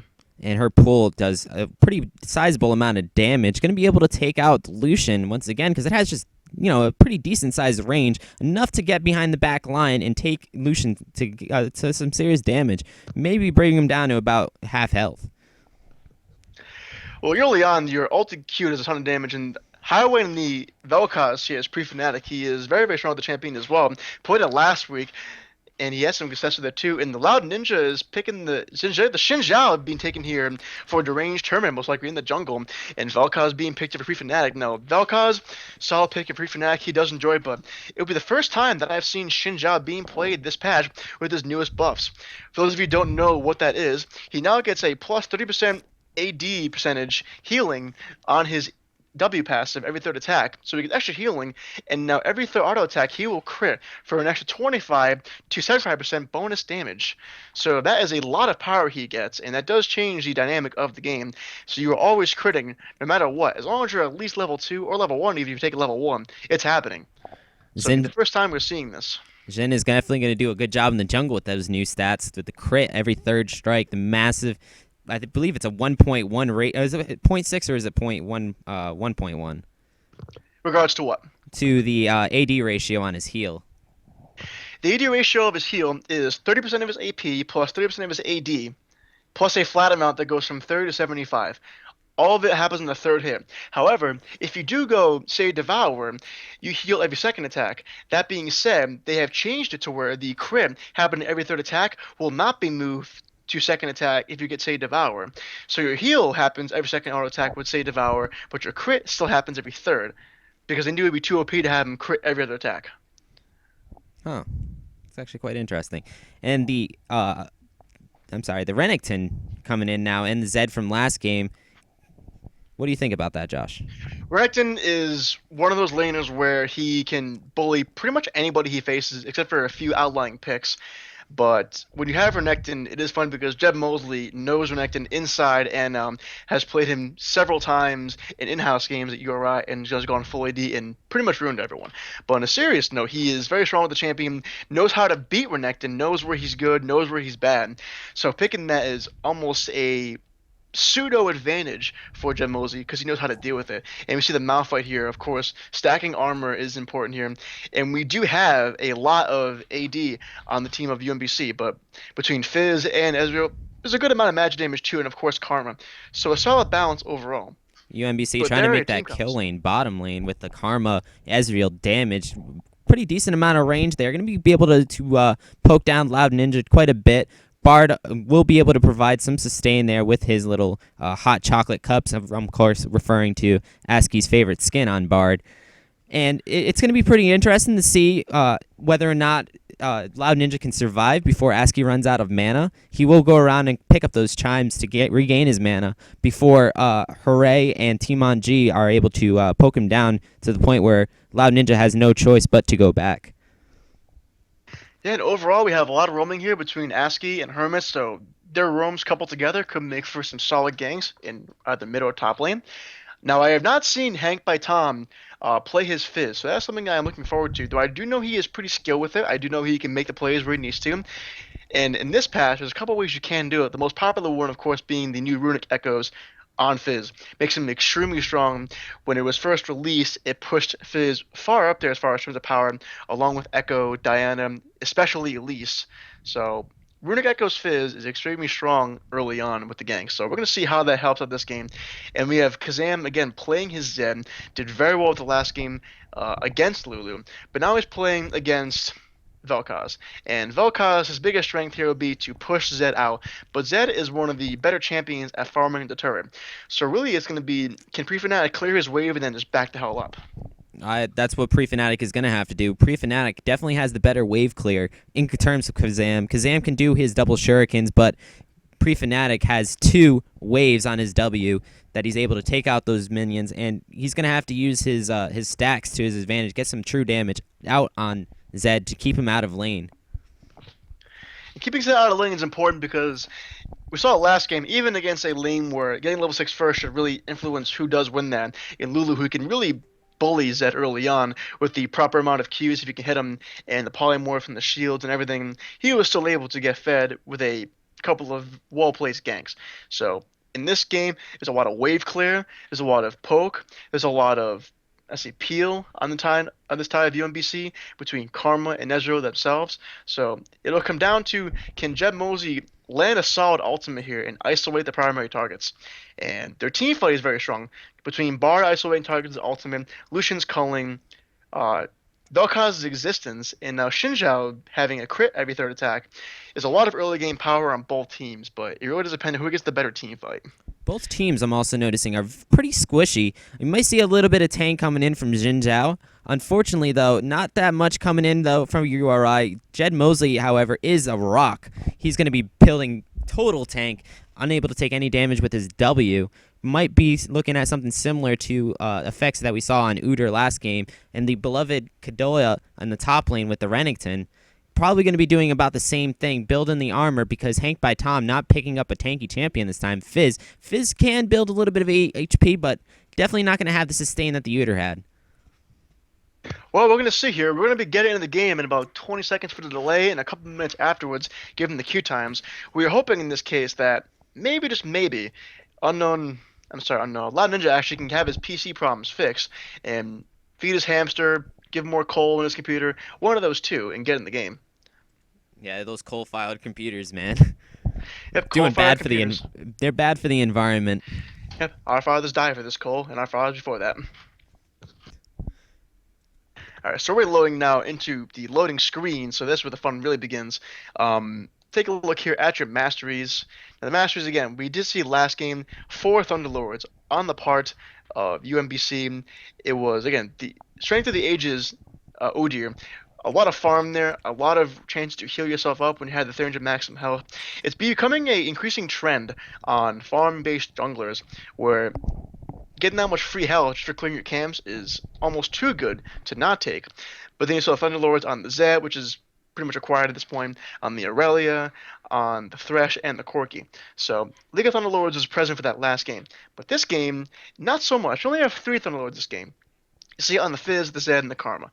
But we have Fervor Ezreal, which again, Fervor 80 carries is pretty important nowadays. And you're going to see the trying to think. This is the I can't think of it. It is lost train of thought actually. Can't Snow think Day of the mastery. Bard coming in with ASCII though. He is going to be able to get off that Thunderlord's proc with just 2 simple auto attacks if he has his chime up, Yes, or his oh, meep. I'm sorry, excuse me, meep. yes. Yeah. Grasp of the Undying. Thank you. Wow, that was way too difficult. I could not brain there momentarily. All right, so it appears as though Loud Ninja has loaded the game this time. Yep, he's bought. Yep, up to he has bought items. We're in the game. We have done it. URI pinging the river for some reason.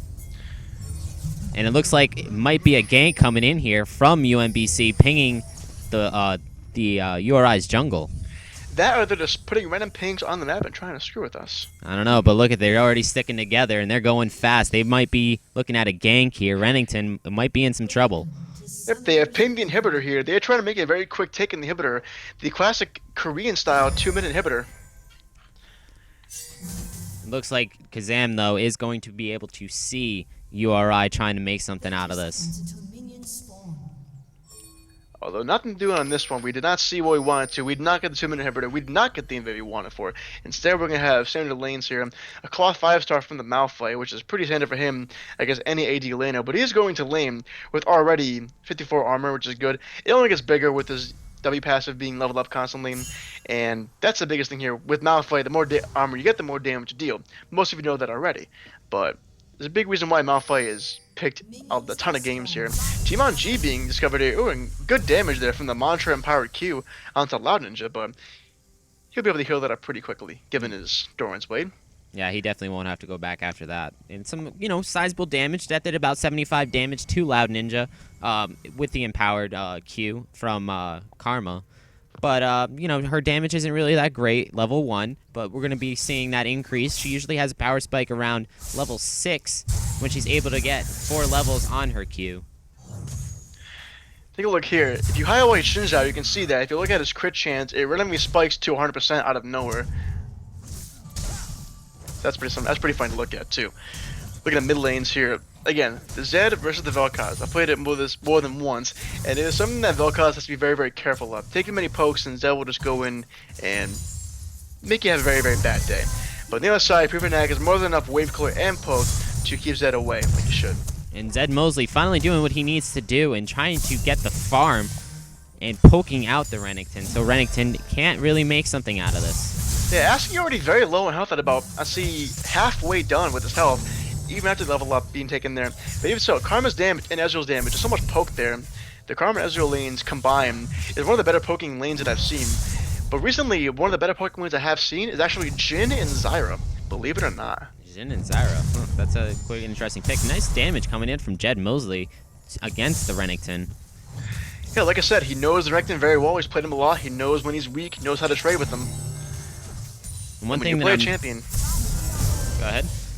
And big damage should come from bot lane. Keep in mind that Karma, which has a Mantra Q, if you can keep them slowed long enough, it's about 110 extra damage they've taken level 2 from that Mantra Q. If they can get both of those iterations on there, as opposed to the regular Q. So it is a lot. It's all about keeping them in there for that second Q proc. And one thing that I'm noticing is Deranged Hermit playing the Jhin Zhao is not going to be doing the early gank like he did last time. It didn't really work out for him. He did blow the flash from Zed, but it didn't give Lulu the advantage that she needed to win her lane. Yeah, keep in mind that it's really only good if you can pop Zed's shadow. If you can see Zed's shadow being used in lane, you have about 16 seconds to go in there and do your thing. Otherwise, there's not a whole lot you're gonna do to gank a Zed that early on. He has to be really, really out of position. And in this case, given these high elo teams, you're not gonna be seeing that unless there's a crazy dive happening. So about 4 minutes in the game, no kills. Gold is still pretty similar at 5.2k. Nothing really happening so far. Yeah, not really much. If you look at each of the lanes, they're about to do even a little bit of an advantage in the bottom lane, 23 to 20, going on the side of UMBC, putting out some nice damage there on the Karma. Yeah, Karma can do a lot, but as far as taking damage, she doesn't get her shield up in time. She can eat a lot of damage. She is relatively squishy for mage. Not Zyra level of squishy, but she is still up there. So URI trying to get some momentum here after losing last game in deciding fashion. Although a couple of good steals, one at Dragon, one at Baron, did give us some momentum for a little while.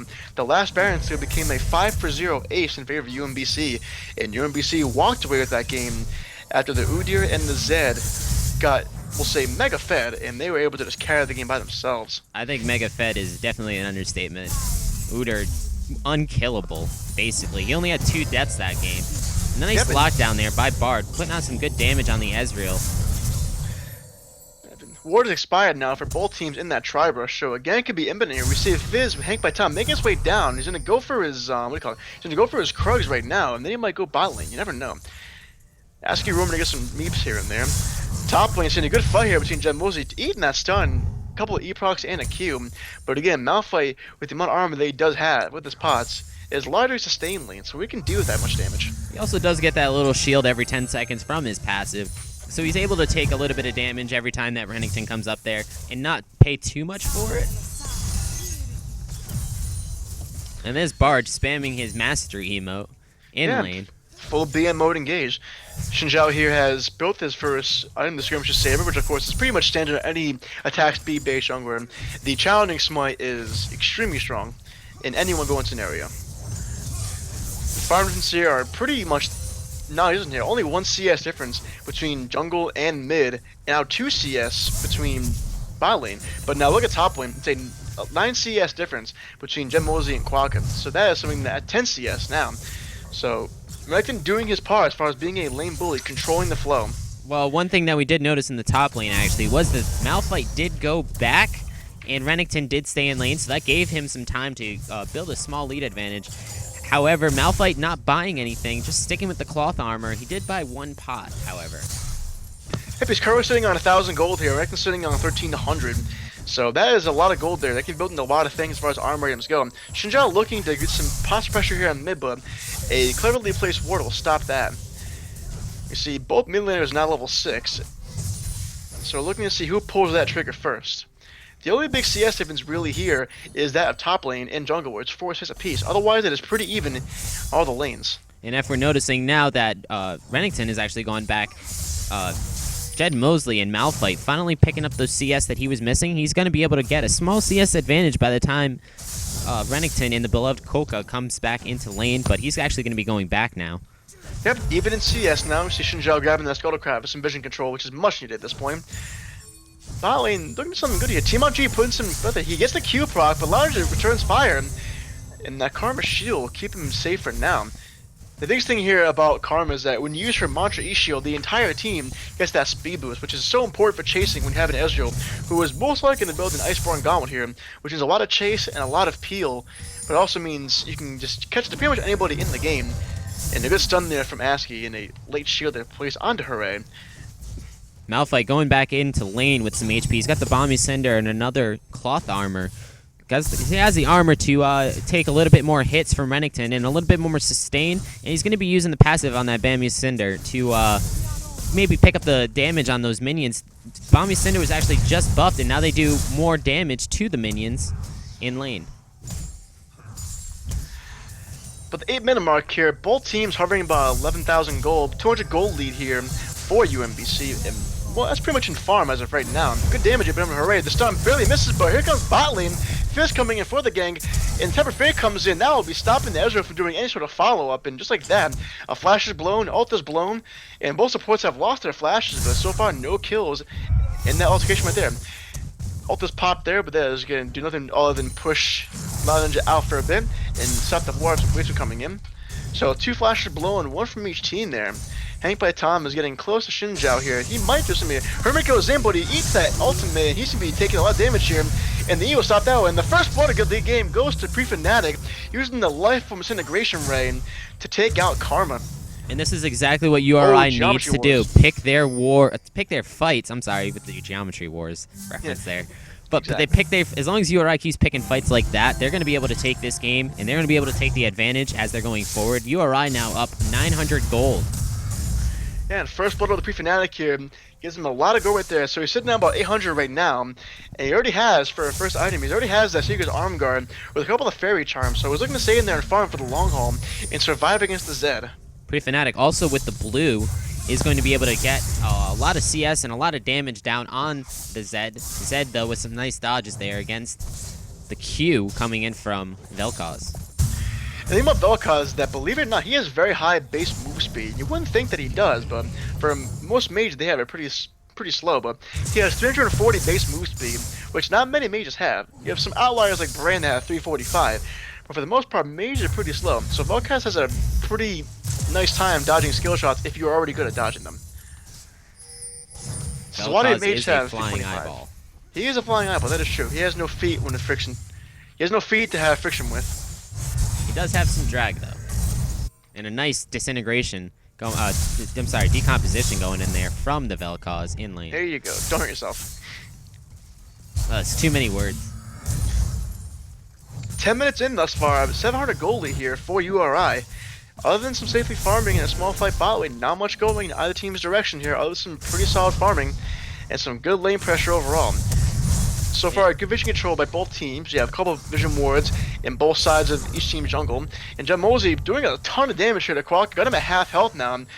And Graspy Undying still has even more health here, eating that stun right there, and that'll be it for the fight. Herman up top, looking to get something going here, but he's stepping on a ward, and Pre-Fnatic is also up there as well. So as much as they want to fight and want that kill, Quack is going to leave.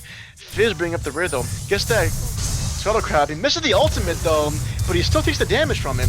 But the ult did not hit, so that will not be extra bonus damage. Zed pops a death mark, and that'll be a death there for Hermit. He goes down. Kill go over to Kazam, and Quokka pops the ult, barely survives in time.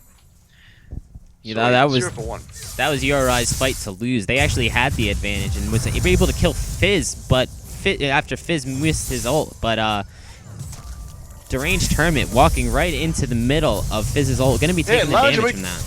And then just going down here, he bits off more than he can chew, and that'll be it. It converts up in top lane, that'll be a kill going to Jeb Mosley on the Malphite.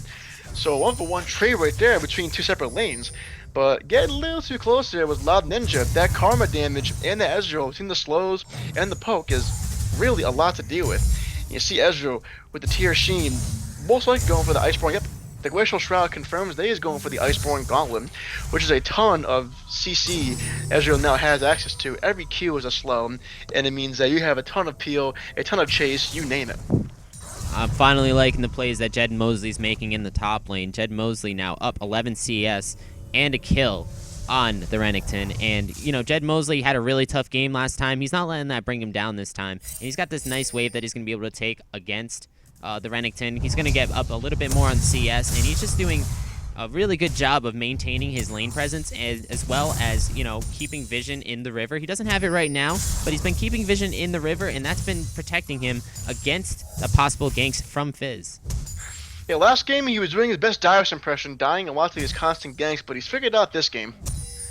Usually it's Eric's job. Eric's job to die?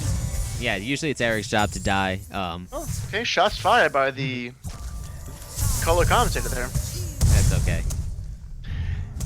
Karma's getting some solid damage here. Going for the early 50s and the Sightstone here, so looking to roam effectively, looking to ward effectively as well, and get the early map control that was acquired. And Kazam is starting to roam down. He's going to go through a ward though, and a Scuttle ward, so he'll know better, and he'll go back to mid lane. And we see Fizz going top, but Hank by Tom and Quokka looking to make a play here. Pops the Q, might pop the ultimate as well, and Trickster goes down. They're not going to use any ultimates now. They're actually going to keep it safe and subtle, just going to force Jeb Mosley out of lane, because the range Hermit was ready and willing to counter gank and take some own damage up there as well. And Hermit looking very closely. That bush is worried by both teams here, so they're able to keep the distance, clear the ward, and leave. That'll be it.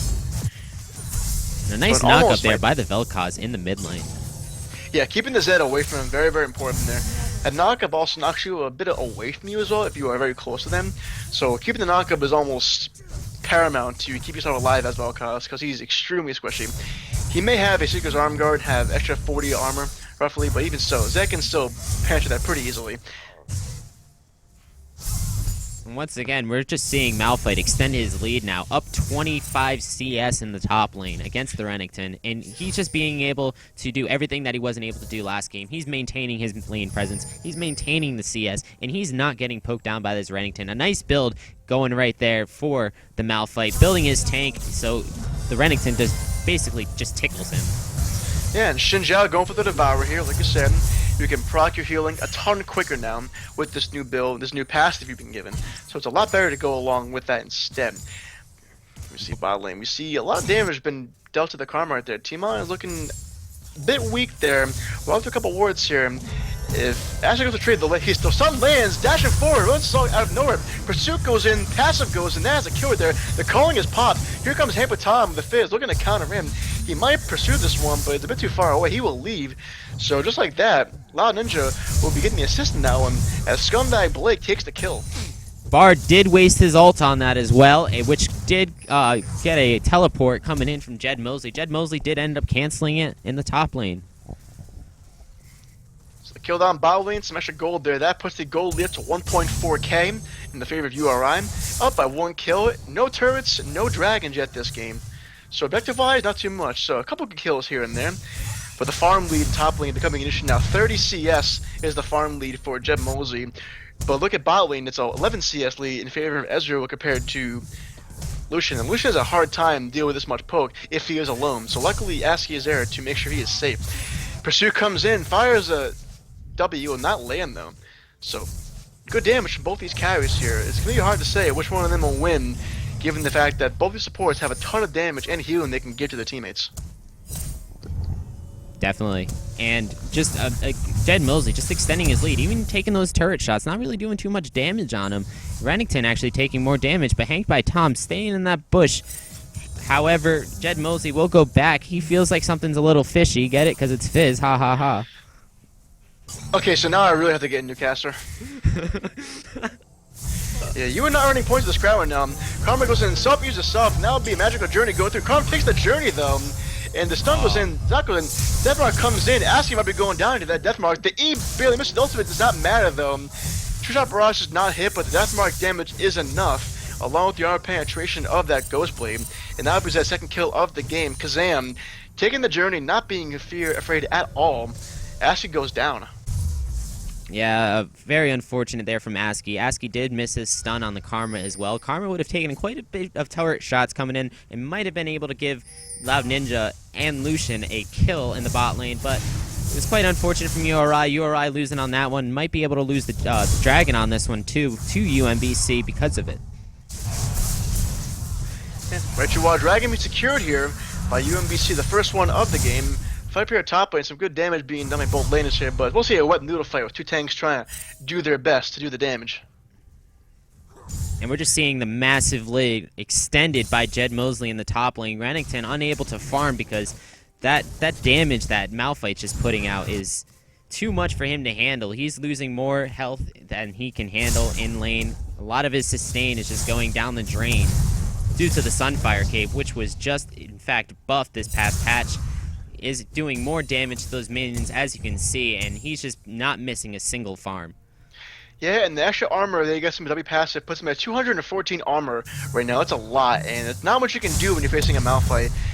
Your next thing is getting a bit close there. We got 3 top here, Pre-Fanatic and Hermit join Mosley's cause. Might try and go for this turn, but you see there in that bush, Hanked by Tom is keeping a close eye on Quack and make sure they don't try anything funny here. Mosley looks in, might go for it. He wards that tri-brush, so he knows that Hanked by Tom is there. Yeah, they're not gonna. Probably not gonna siege this tower here. Boca trying to make something out of this, but that's gonna be Loud Ninja. Mike goes in, life form incineration right again coming in there, and Mosley will flash the E. Good play right there. And Geometry Wars does not hit on that one. He will miss the Q, but it's still a kill that goes in favor of Pre-Fanatic. Second kill of the game. The finish zone is Deathmark gets popped in a Hermit. The exhaust goes in, and out of sheer power damage from Hermit, that crit did a lot. And then again, Scumbag Blake still the kills once again. Sick kill of the game for Barb. TP coming in here by Jed Mosley to help his team out. Journey is popped. Ashley follows up, goes to the binding. Flash here by T-Mon. Good flash here, avoids the cosmic binding. And trying to get the Q. The Q will get the slow on the T-Mon, but no further kills will be had. So when all is said and done, a 1-for-1 trade. Nice plays there by Bard. Once again, Bard using his magical journeys to single out Zed on that fight. Zed with a nice lockdown. They're going to be picking up Rift Herald here. Well, Seer gets that buff too. You get 40 movement speed, you get solid damage, and you get Baron and Power minions to your lane.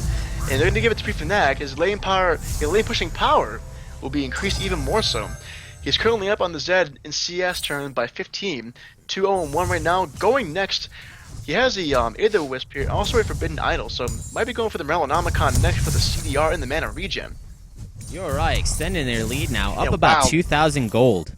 Yeah, look at his mid lane, Kazam. The damage he just took right there from that combo from Pre-Fnatic, it's a lot. If get the true damage has no cooldown on Vel'Koz, so if you get those 3 stacks of the spells and they keep hitting, the true damage keeps happening. Something to notice in the bottom lane, though.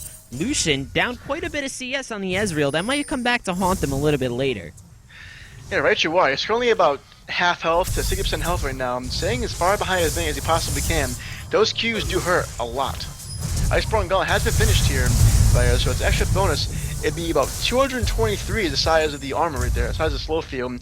And again, easy kill there, Pre-Fnatic, soloing out the Zed. 3rd kill of the game on that killing spree. Hank by Tom did what he could there, but sadly, he is only a fish. And if you saw that Ezreal almost hit Pre-Fnatic. Pre-Fnatic just bagging just in time. Might have been able to take him out there with that ult. But he barely got back in time with maybe 2 milliseconds to spare on that. Yep, level 11 Ezreal, he's getting about 500 damage or so on that ultimate given his item pass, so you gotta be very careful there. And bot lane tower here might be going down. There's a lot of poke there, a lot of slows, a lot of utility in that bot lane in terms of UMBC, so you gotta be careful here if you are Loud Ninja. And we're seeing an Iceborne Gauntlet coming in here for the Malphite now. We're going to be the doing slow a little field. bit more damage on the Renekton. Yeah, and that slow field does scale with the amount of armor you have, so the more armor you got, the bigger your slow field is, which in teamfights is very important. And the ult is missed there, and what a great E, just dodging that unstoppable force by Malphite. What a great play there. Double kill in bot lane too.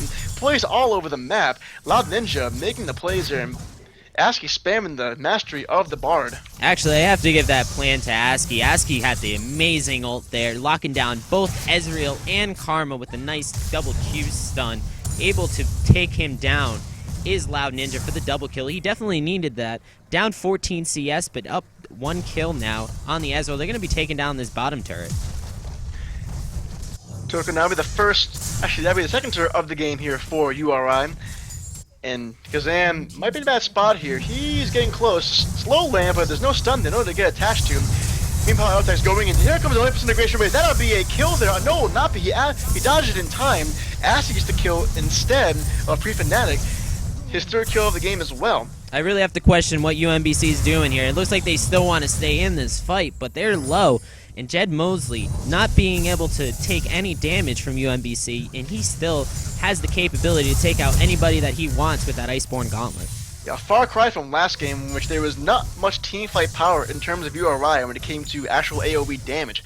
Between a Malphite and a Vel'Koz, there was not a lot you can do to stay safe. Jed Mosley definitely coming back from last game. Jed Mosley had a really bad game last time. I had about 10 deaths by the end of it, but this game he's showing that he is a force to be reckoned with. 1-0-2, but up 50 CS in the top lane. URI Royals now up 4,000 gold at 23 minutes. And look at the inventory here of UMBC. 4 out of 5 people have a pink ward in their inventory. They're all planning on getting some excellent vision control and try and take back this game a little bit at a time. As of right now, there's about 4,000 gold lead here in favor of URI.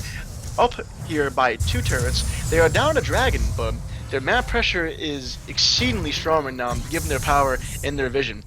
But so mid tower is a key to all this. Mid tower going down first means to open up a ton of the map, so you know they're looking to push down mid tower as fast as possible. And it might be in UMBC's best option to take a second dragon now. Second dragon did just get buffed. It now burns the tower for 150 damage if you attack it. And that is probably what they're going to need to do in order to take back this game. And that being said, the game is nowhere close to being done as UMBC takes down another tower in the bottom lane. But it's probably a good scenario coming in from UMBC to take that second dragon and try to burn down these towers. Dragon ping's coming down here. Both teams want to get a piece of this dragon pie, but they gotta be careful because Yamosi, expecting the ultimate there. Ultimate goes in, not before it goes in. Kazam is going to get destroyed right there and no time to react. Pre-Fnatic is on a rampage now, 4th kill of the game. True Damage doing some massive work there. That's going to be a kill. That's going to be probably mid-tower. Nope, the whole back in the mid-tower for now. Here comes the rest of the URI Royals. Looking to push on this lane, 5v4 here. That unstoppable force plus the damage from Pre-Fnatic. There was nothing that Kazam could do. 2-5 as of right now, compared to 4-0-2 on Pre-Fnatic's Vel'Koz. And this mid-tower is going down, opening up a great deal. Unfortunately, Hank by Tom not being able to get down any good solid ganks into the Royals, and he's only 0-0-1 now. Has quite a bit of CS on the Zen, about 40 CS, and URI going to be trying to look for this first dragon now. Oh, and the steal almost coming there, very, very close in the two-shot barrage, but the smite is true. Hermit very good with those smites. He got a steal last game with the dragon, almost stole Baron, but Fnatic beat it to it instead. So now the dragons are even at 1 apiece. Turrets are in favor of URI 3-1, and now they're ahead by 4,500 gold and ahead by 6 kills, 10-4. URI is applying their power very effectively here. Good vision control, good fights so far, and good picks. So really see if they can keep on applying their power and keep this trend going. I have to give it to Pre-Fnatic as well in the middle lane. You know, he's had a lot of good ganks coming in from the Fizz, 2-1, but Pre-Fnatic says no, and he just knocks him down. 4-0-2 now with the Zanya's Hourglass and Morella Namicon for the burn, so that the Renekton not healing in any of those fights later on. Jawan, Ashy might be a bit out of sorts here, but no pops the journey, he's safe. Flashes immediately and blows the ultimate, catch the Escher with it. And out of the wow, Lounger on a killing spree, so much damage coming in from the Vel'Koz and the Lucian, just blows targets up. 2 kills down on the part of URI, shutdown go, going Renekton on the Bard kill. But he's going down by himself, a double kill there for Lounger, a flash all right there, will miss right there, and going, doing a good job there, evading that one is Fizz with the playful slash trickster. So well done there, good reaction time. But when all is said and done, that is a 3-for-1 trade in favor of URI. Just doing so well. This Pre-Fnatic on the Vel'Koz just doing so much damage in these fights and getting so much damage and CC down at once. URI getting the picks they need to make a comeback compared to last game. URI is doing exactly what they need to do in order to win this game. And that's the reason why they're up now 4,000 gold, 4.5 thousand gold. If we're looking at UMBC yellow, we're seeing a lot of problems going in with Zed 2-6-2 in the mid lane. According to the, compared to the Vel'Koz, 4-0-5 now. 4-1-2 Lucian as well in the bottom lane. Bard, the scumbag Blake that he is, 4-2-4. Coming in, here comes Quokka getting the stun on Mosley, trying to chase down that Loud Ninja, but he will flash the knockup, flash the W field. Quokka going for Bro Kid, he will not get there. But here comes Zed, the Zonia is popped by Pre-Fnatic, shutdown go, goes to Kazam, double kill here for Fizz, triple kill, double kill here for the Zed. And whoa, that was a quick fight, a 4-for-0. Very quickly there, in part of UMBC, and they're looking to get Baron here. URI stayed a little bit too long on that fight, and now they're in trouble. Baron, though, going to be able to force Hank by Tom from getting it. He's still putting out the damage on Team on G. Team on G now down to half health. And that was a ton of damage coming out, and it did seem as though they would not be able to get there in time, but a lot of damage coming there from the Zed and from the new item. The the Nightfall with the Dusk Blade was enough to get the double kill there. Hank by Tom getting his first 2 kills of the game, double kill in that previous fight.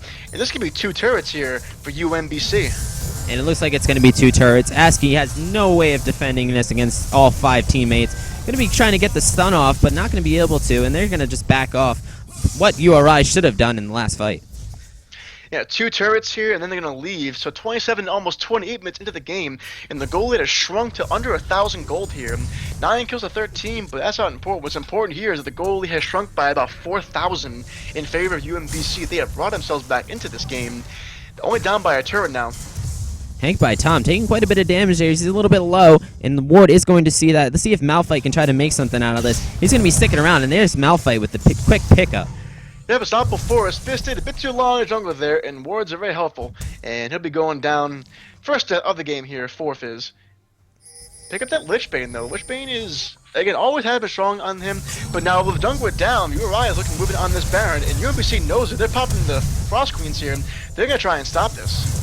I'm not sure if they can, though. Fizz, without the smite, not going to be able to smite the Baron away. However, they are going to force URI to rethink their strategy and back off this Baron. They don't want to risk another Baron throw. Yeah, the Karma-empowered Q with that mantra does a ton of damage, there's a lot of slow field effects, and overall, you gotta respect it, so they will back off for now, and they will go back there at a later time. Meanwhile, Jim Moser goes back to top lane and push that lane now, though Timon and Quokka are nearby. They might be looking to do something here. A banner cannon minion here would be hard to swallow. And there's Jem Mosley looking for a way to get out. He is rooted. He is slow. He is stunned. CC locked for days. He was trying to do one here, but he's used his Q and just walk away here. Jed Mosley. And Askey comes to the rescue.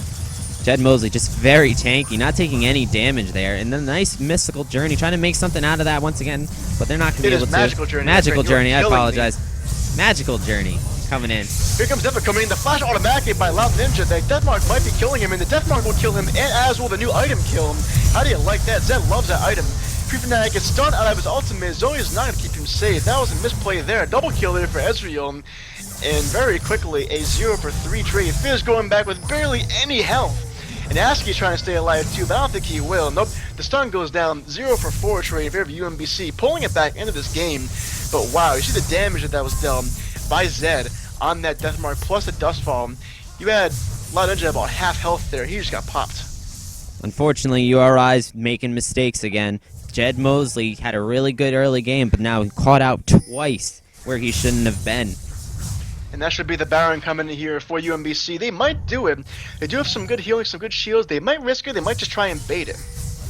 No, they're going to go for it here. They're going to try and use their effective sack strike so they can take this Baron and trade the aggro here, because aggro from this Baron will kill you at this low of a health.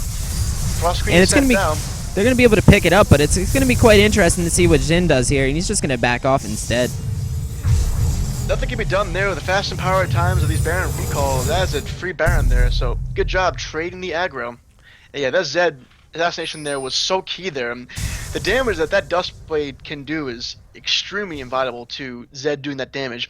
He missed about half his combo there, but it didn't matter because the Q and the E, no basic attack and nothing else. The passive didn't even go off, but that didn't matter.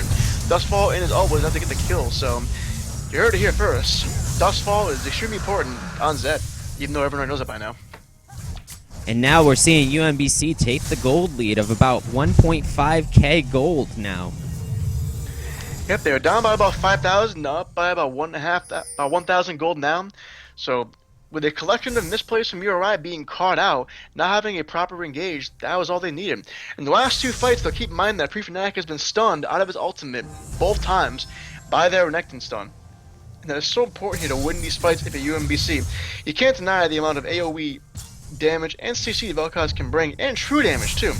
Oh, Alondra getting the cover with the stun here, and he was very, very much close to death there, but he will be able to E out in time. Quokka getting stuck there by the roof. He gets rooted to the remnants of the turret, and the ult goes down. That is a kill Pre-Fnatic. Wow. Getting the stun on the broken remnants of that tower there. Great root there. Great stun, actually, I should say, by Askey. But hooray, returning the favor. Getting a kill on the Malphite, and Zed taking that tower. Top lane, some bad times for URI. They may have gotten the kill bot lane, but they're going to lose a turret, probably a second turret here, unless they can respond in time. Jed Mosley, again, out of the area where he should not be. He tried to poke down the Karma. Karma, though, had backup in the form of a Fizz and an Ezreal, and unfortunately, he is going to fall for that. Did not learn his lesson from last game, it appears. Started off really well, but now is paying the price. Yeah, right, you are. Now that we have a Murmana completely finished here on Ezreal, those Qs hurt even more. The more mana you had to spend on it, the more damage you deal. Here comes Wild. There was During Tournament getting absolutely destroyed by the Fizz. He will get one shot by him pretty much. Pre-Fnatic in a bad spot here, trying to throw as best he can, but the flash will be no good. He'll try to heal with the Ignite. He will not die. The last thing of the Ignite will be the killer there. Kazam looking to get some more kills here on Askey in the barn. And the dominoes keep on falling. URI looking pretty bad right now. They're not sure how to come back. They need a better play. They got to find a better fight.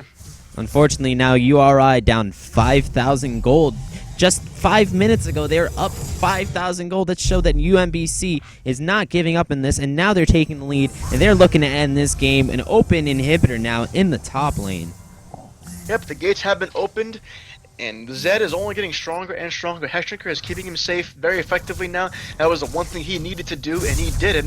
Hexdrinker's shield, like we said earlier, is 103% gold effective between the MR and the AD alone.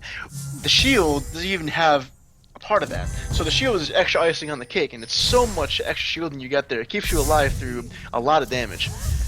And now it'd be Karma taking that buffet for herself. A lot of extra poke she'll be getting now. And Pre-Fnatic, who was 5-0 at one point, is now 5-3 and 5.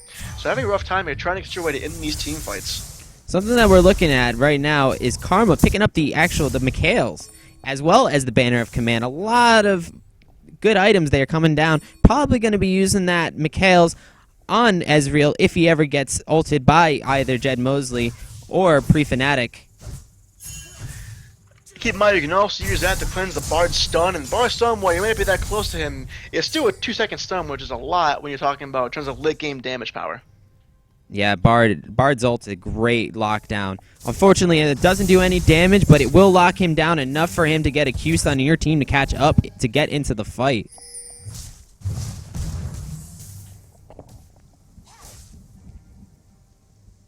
Looking at the stats now, Jhin 0-4 and 6. He needs to get back into this game. Hasn't really gotten a big turnaround in this game to really apply his damage. Yes, we know that Xinjiao can do a lot of damage. It can really be a monster if fed. But that key phrase, if fed, has not benefited URI today. URI is definitely not out of this, though. They're looking at defending this tower, and I'm wondering if they can actually do it. Zed trying to split push in the top lane, but Malphite's in there. Oh, it comes down. Tempered Fate goes in. Now Root the Renekton in there, and the stun will be placed throw, but no follow-up. So Tempered Fate is down. That could have saved himself from a Zetto. Pick your poison, honestly. It might actually be worth picking a fight here. Malphite does have a TP. He can come down here. Meanwhile, Zed, however, does not have a TP. He can't get down in this team fight. URI, if they get off something good here, this can be a 5v4 in the bot lane. Great damage they put out for the Bandit Minion, just doing so much work here. Trueslap Rush comes out. Loudja forced to back. He's not good enough to. He's not helping to take the damage. Fnatic trying to do his best, but there's so much damage coming out here. Both Lounge and Hermit are forced to back here. Too much poke between this Ezreal and Karma combination. Meanwhile, Zed is top lane trying to do his best to juke around the Malphite, but you can't juke this many slows. And it all comes down. That should be a kill there for Jed Mosley, and easily the flash is blown too by Kazam, so no flash now for the next 5 minutes. That's very important there. A very poor flash there by Kazam. He knew he was going to die. He shouldn't have tried to escape. Malphite with a nice lockdown on the ult. So Malphite ult might be down, but Zed has no flash, and that makes even harder time now for the Zed to escape these fights if he does get caught in a bad spot. Believe the Ruin King, though, has been completed for Ezreal. He also has Lord Dominic's Regards, so the Giant Slayer passive is in effect, which means he has extra damage against pretty much everyone except for Lucian and Vel'Koz. We're going to see Dragon coming up now in about 15 seconds. URI trying to take this. They're going to be clearing wards in the area.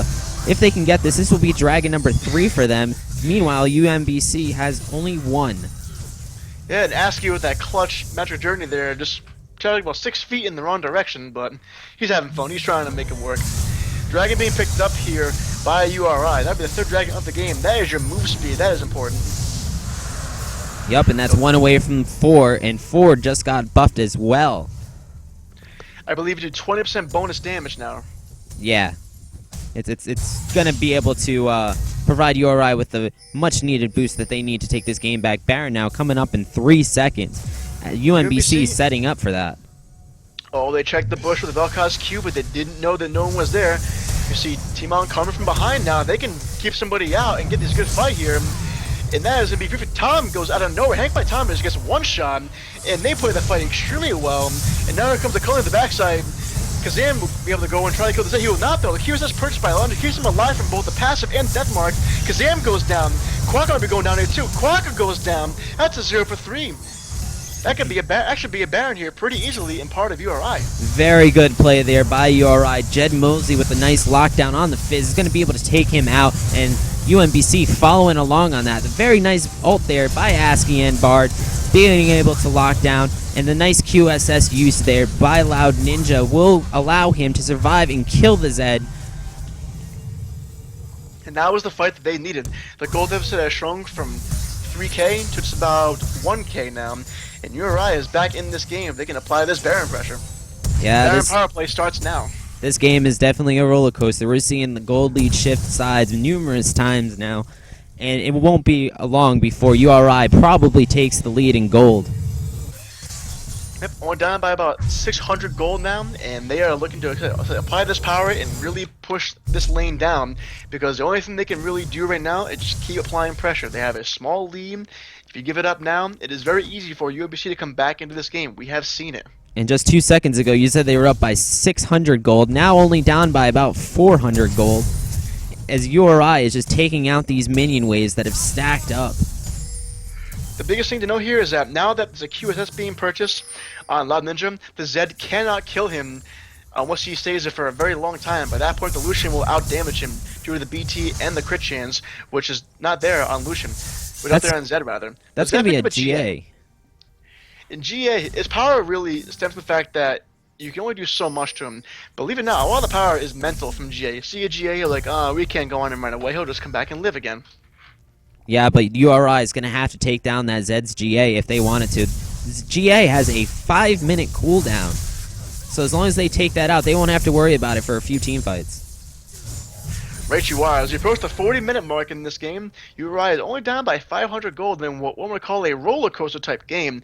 Up by 2 kills, up by 2 dragons, and down by a tower. URI looks to reclaim something here from this game, because last game was not a very good showing for them. Hank by Tom is in a bad spot right now. If he can get caught by the sun, that'll be it, but he's a bit too fast. Runic Echoes giving him 439 move speed plus Lichbane.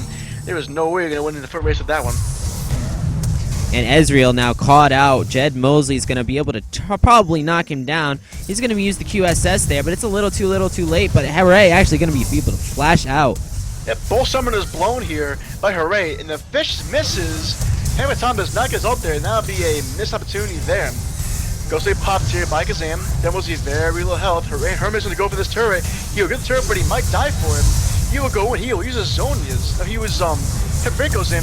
Quicker goes in. He's going to get blown right away. He'll be going down. A lot of you get the kill on that one. URI starts to chase up. Q goes down. Pursuit is engaged. They are up by a man here. And the combo misses from Prefanatic. If they got the combo, they almost come in to finish that one off. They're also going to have Baron, so they're going to take down this turret really fast. Probably going to push down the inhibitor as well. Might not be able to end the game here, but unless UMBC tries to do something here and they end up losing it, which I don't see them doing. Right, Josh, so a great pick with that. 2 turrets, a kill, and an inhibitor picked up there. That is what URI needs to see.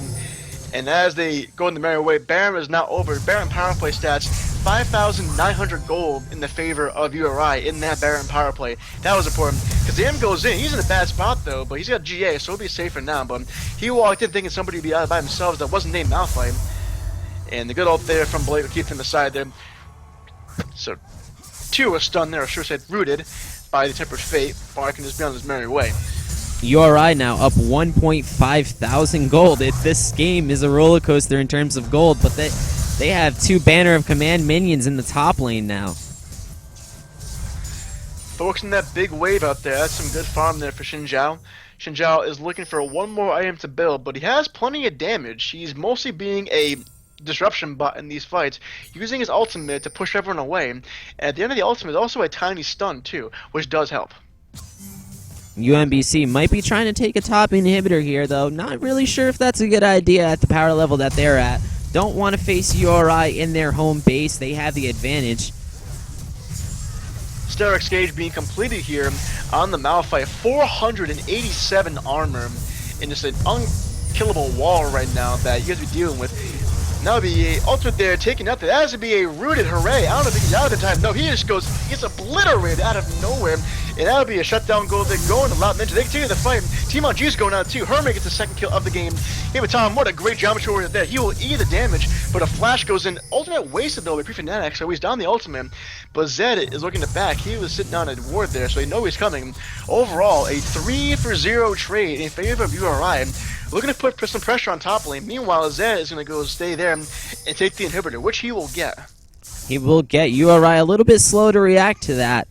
He's going to be able to take down that inhibitor. Malphite canceling his back 3 or 4 times there. Unsure whether or not if Zed was going to continue on. That might be in the favor of UMBC now that they have some advantage in the top lane.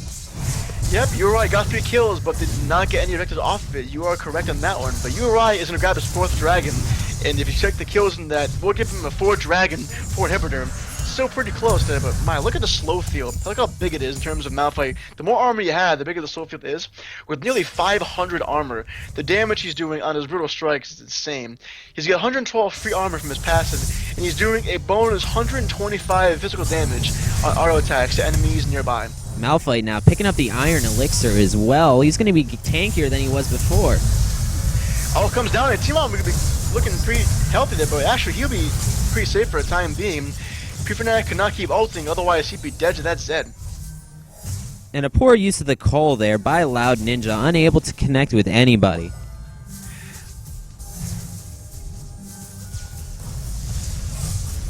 So that's going to be a turret down in the middle. You're right. Look at the inhibitor now. The slow field is larger than the inhibitor. That's a pretty humongous sphere right there. And Mosley will be getting that inhibitor, and they'll be peeling off now. So you're right. Match the inhibitor for the inhibitor. Now I look to go towards blue buff here to try and secure that. Ward is there.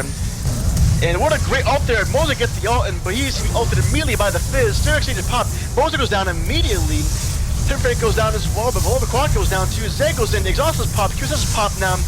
Lanja goes in. Quack goes down. Double kill here for Tom on the Fizz. And ult goes down. Wow, Hooray is going to get popped immediately by that, but he's still alive. Still alive here. Creeper goes in, gets destroyed.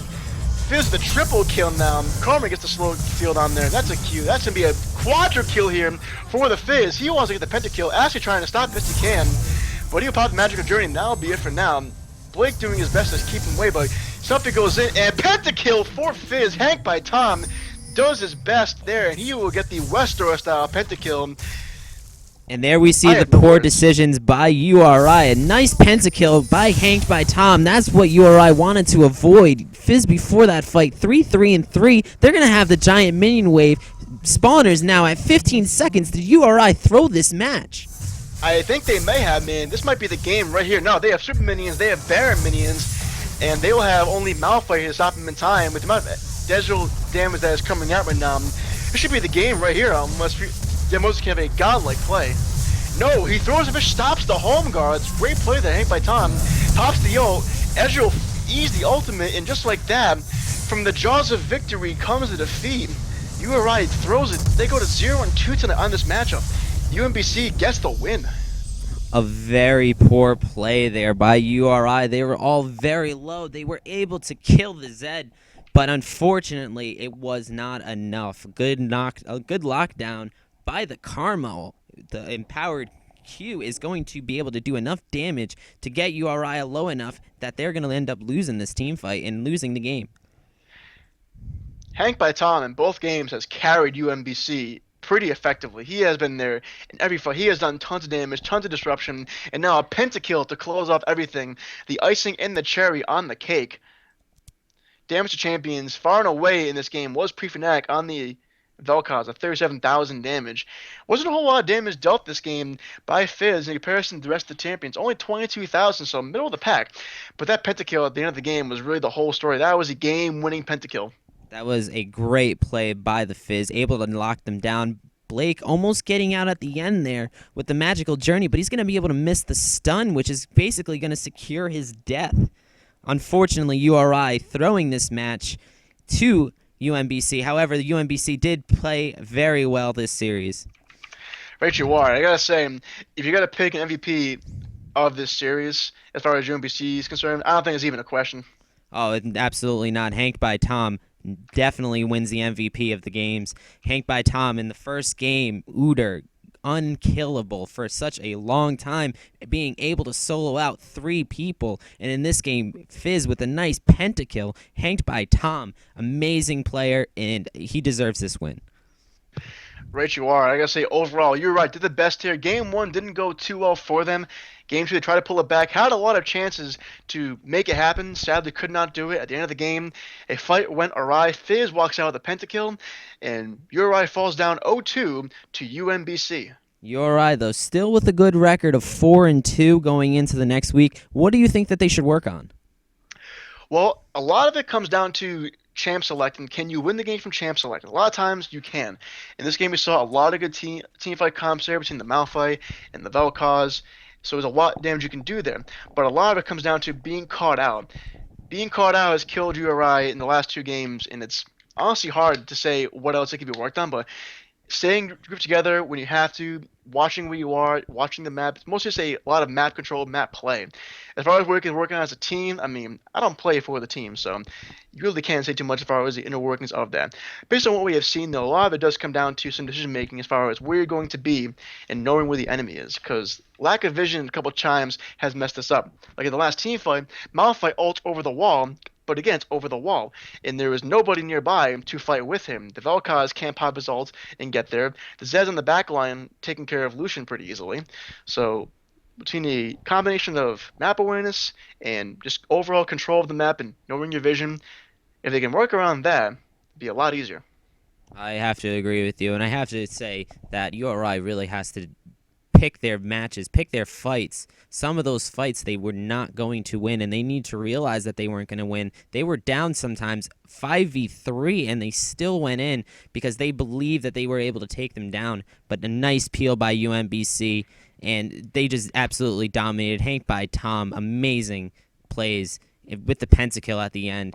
Unfortunately, URI really has to work on that map coverage and work on controlling the map with wards, with domination, with deranged hermits lane presence. Unfortunately, we didn't see too much of that this game. Not really sure if that was the reason why they lost, however, because URI was winning that game for quite a while until that last team fight. Yeah, right you are. So as far as what URI can do in the coming weeks, we're gonna find out that one next time. So that is all for us tonight here at Two Cleveland Safe between Aaron's bedroom and my bedroom. We are states away, but we are still close as ever. Join us next week. URI takes on someone else, and hopefully they can pull themselves out of this 0-2 slump they face this week. So until then, I am Josh Nafali Larino. I am alongside Aaron, Unknown Reality Cabral. We'll see you next time. Bye bye, and we're out.